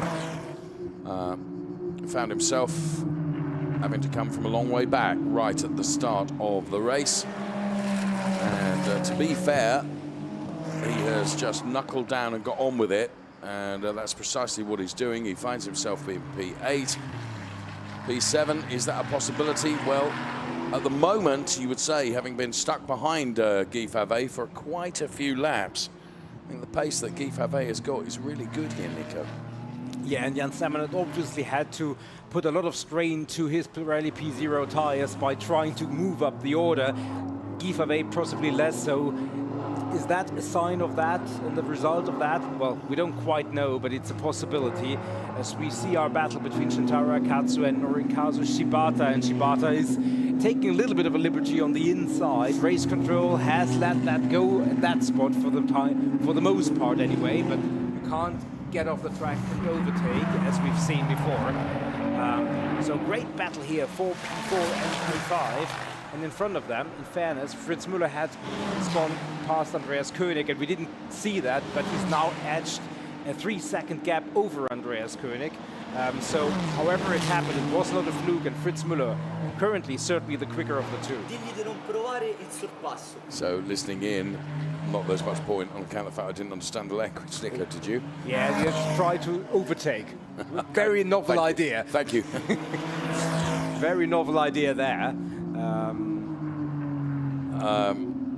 Less than 4 minutes plus a lap remaining. Charles Chan, Fritz Muller, Andreas Koenig, Shintaro Akatsu, Norikatsu Shibata, then Paolo Scudieri, Guy Favre. As through goes Sven Schirmer on the car of Hassan Debussy.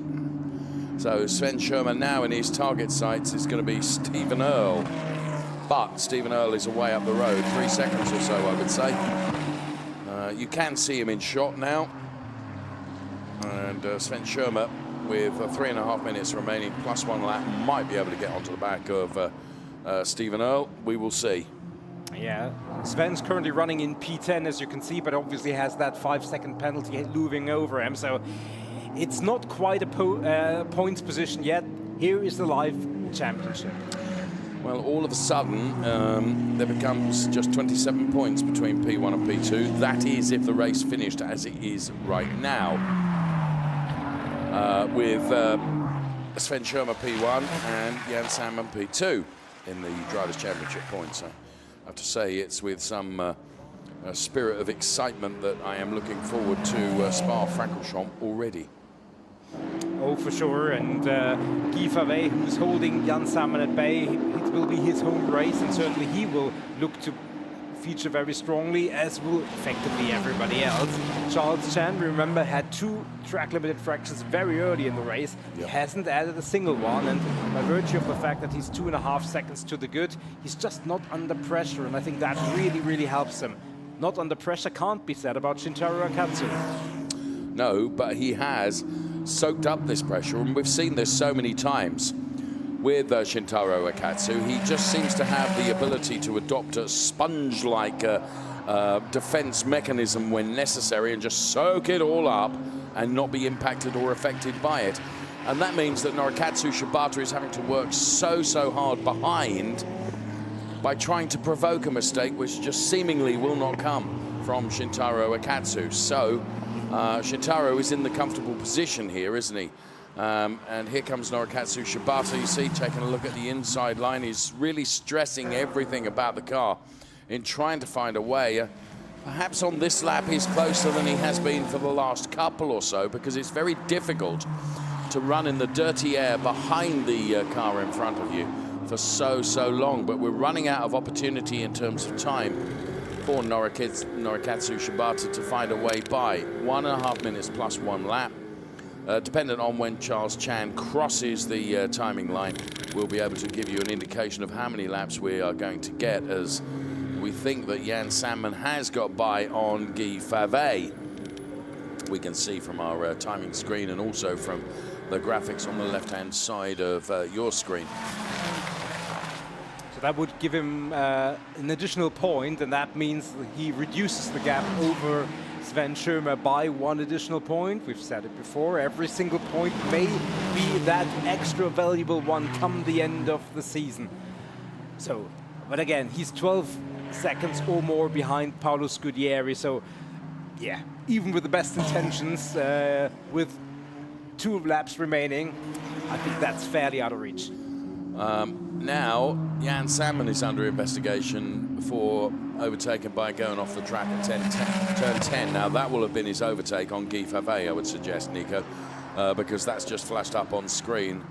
And there is Jan Sandman. So here comes the indicator, I suspect, on screen to advise that he is going to be under investigation. There it is. Under investigation for overtaking by going off the track. So that would have been an overtake on the car of Guy Favre, and already that's given him a 5-second time penalty. So it didn't take race control too long to judge the fact that he'd overtaken that car in an incorrect manner.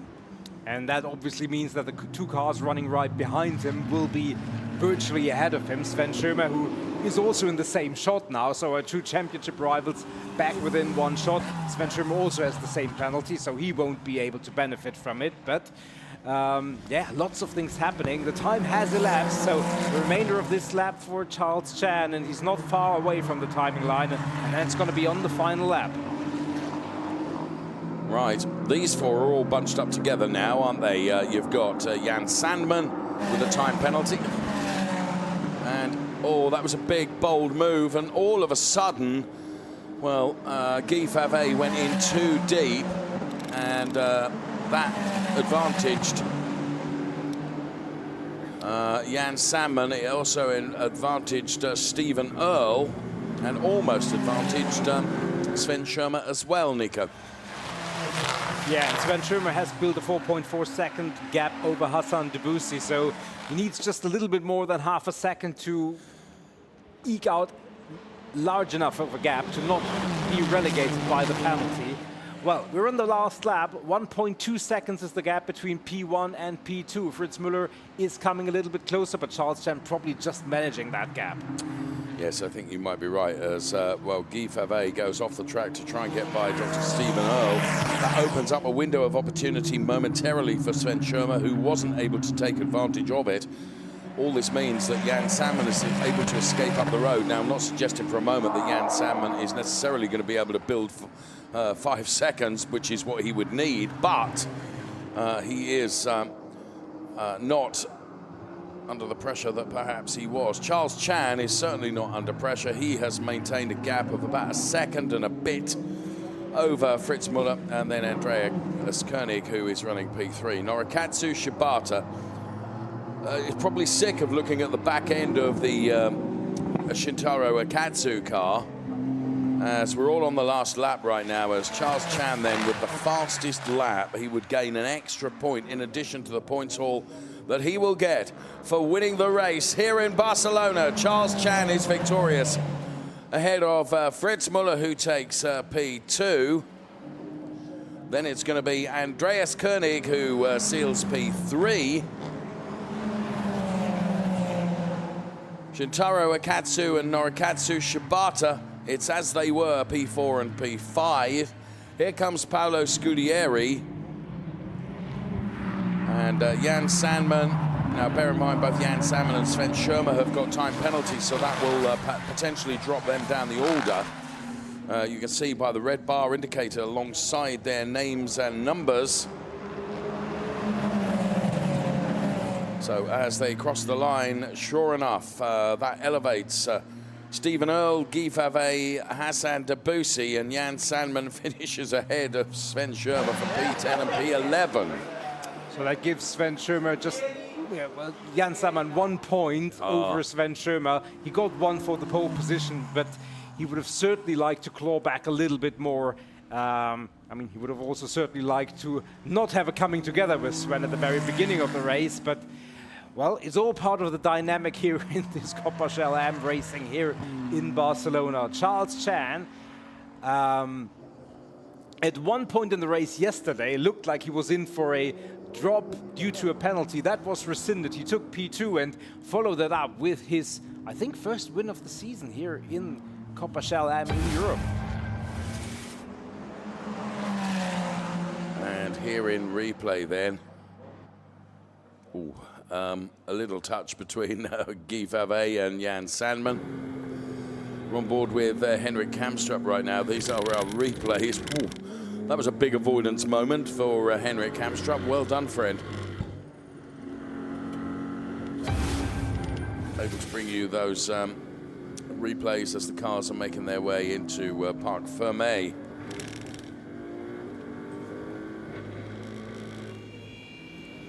So our drone following the cars in, and Charles Chan victorious, Nico. Well, shout out to him, shout out to the Formula Racing team who engineer him, and he made no mistake through all the melee, through all the trouble, and with an early burden of 2 track limit infractions, he kept it cool, calm, together, pushed out the lead, and then never looked back. You're absolutely right.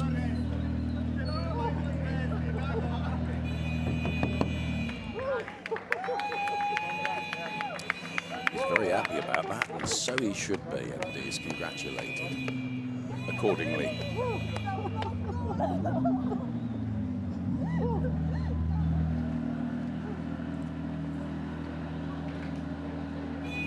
There's Fritz Müller out of the car. The Go Motorsport Engster driver.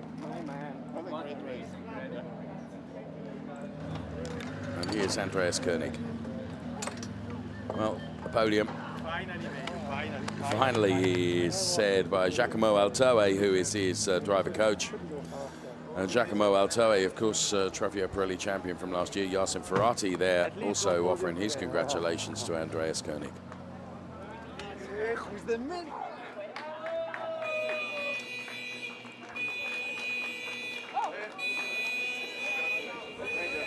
So here comes confirmation of the result then. Charles Chan from Fritz Müller Andreas Koenig, Shintaro Akatsu, Norikatsu Shibata, Paolo Scudieri, Stephen Earle, and Guy Favre. They are the top 8. The drivers you'll see on the podium, Chan, Muller, and Koenig, of course.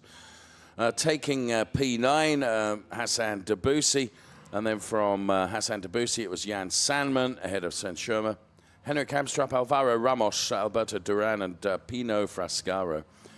They were ahead of Lisa Clark, Louis Bruskia, Alexei Komarov, and not classified was Boris Gideon.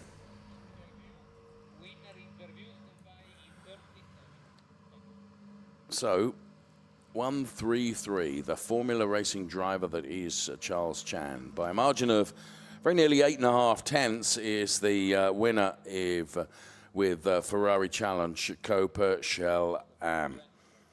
So we'll be finding out how he feels about that, and I'm tempted to say, but won't say, he will be pretty chipper. Let's hear from him now, and he'll be tested by Ludovica with a searching question, I feel sure. Charles, congratulations. What a race for you. This is your first win in this season. Yesterday you ended race 1 in P2, and today you start from P6 and end with a perfect win. So I want to discover with you your feeling and your weekend here in Barcelona. Wow, it's very happy. Very happy. Yeah. What a wonderful, just want to thank you, the team, have the car set up nicely. Yeah. Thank you.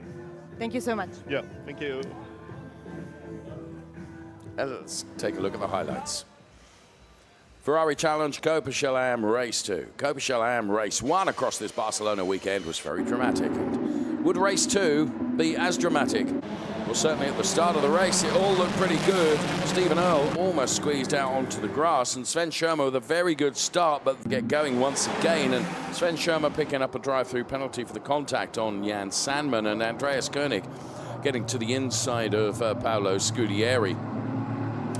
This is the Copa Shell Am Race 2 of the weekend here in Barcelona, as Sven Schirmer, having served that drive-through penalty, then making his way back up the order as quickly as he possibly can to bank as many points as possible. Boris Gideon from the lead of the race all of a sudden lost pace. First to go through was Charles Chan, then Shintaro Akatsu, and then Fritz Muller as well. Pino Frascaro and Henrik Hamstrup side by side. Henrik Hamstrup going through on Pino Frascaro, and Sven Schirmer continuing his quest to get as far up the order as he could. Now, this was Andreas Koenig, who desperately needed to make this move on Fritz Muller to move himself up the order, as Sven Schirmer disposed of Henrik Hamstrup going into turn number 1 and was able to get the car rotated well. Jan Sandman and Guy Favre had a little panel rubbing moment. Charles Chan, and as Guy Favre and also Paolo Scudieri went through, and Sven Schirmer almost as well. But for Charles Chan, it was all looking pretty good as he headed towards the timing line to take his first win this year, ahead of Fritz Muller and Andreas Koenig. And Andrea Fausti, his driver coach, was pretty happy, as you saw. Well done, Charles Chan. Up next, we will be going to the podium.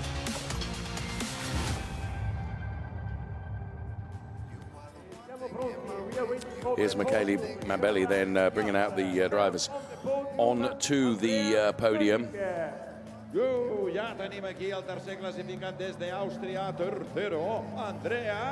Andreas Koenig, P3. Second driver on the podium, Fritz There's Fritz Muller. Winner, Charles Chan. Su primera victoria desde la China. Charles Chan to the top step of the podium. The team that will be celebrating will be Formula Racing. And national anthem time. National anthem.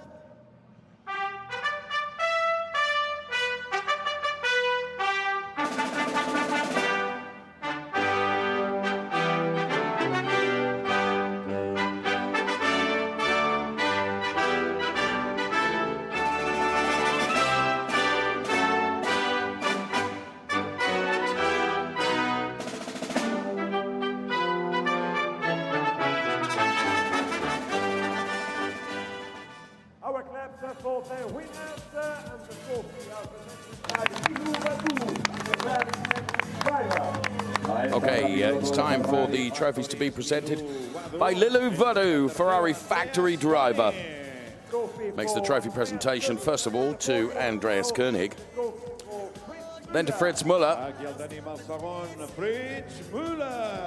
and then, of course, to our race winner, Charles Chan.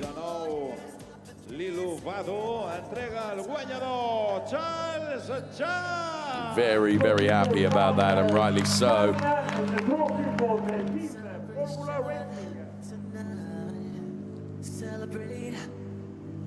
All the drivers together on the podium then for the photographs. Team represented as well, Formula Racing, a trophy, of course, the Copa Teams trophy.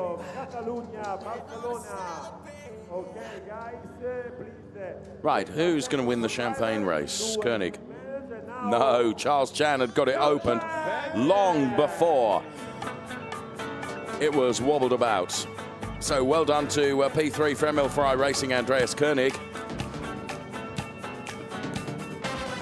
Well done to P2. Fritz Müller for Go Motorsport Engstler. However, the biggest congratulations, of course, remain for the Formula Racing driver, Charles Chan. P1.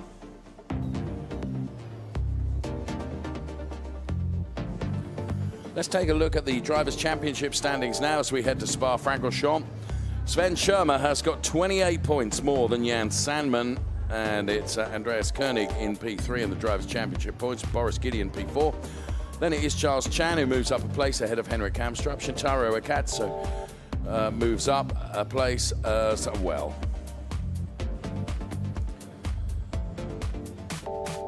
So the rest of the order from all of the drivers that have competed in Copa Shell Am over the course of the season so far.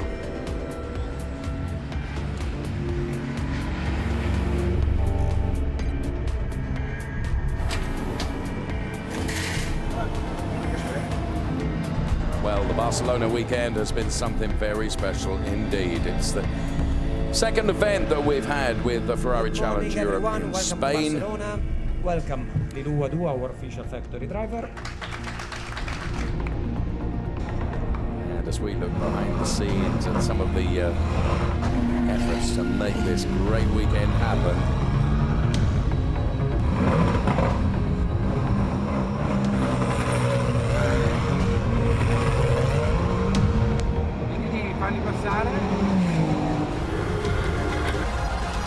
secondo me tagliava con caccia curva 10 e curva 3.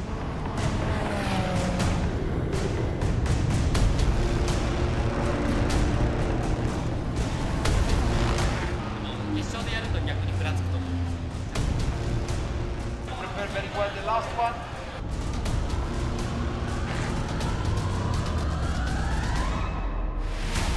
Emozioni Ferrari dal circuito di Barcelona a Catalunya, emozioni ovviamente con il Ferrari Challenge, trofeo Pirelli Serie Europa al sesto appuntamento stagionale di 8.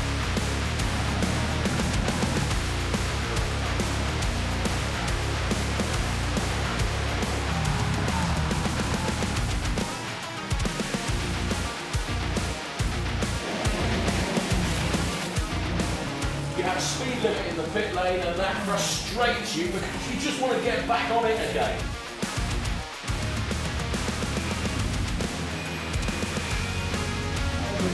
Oh, wait for us.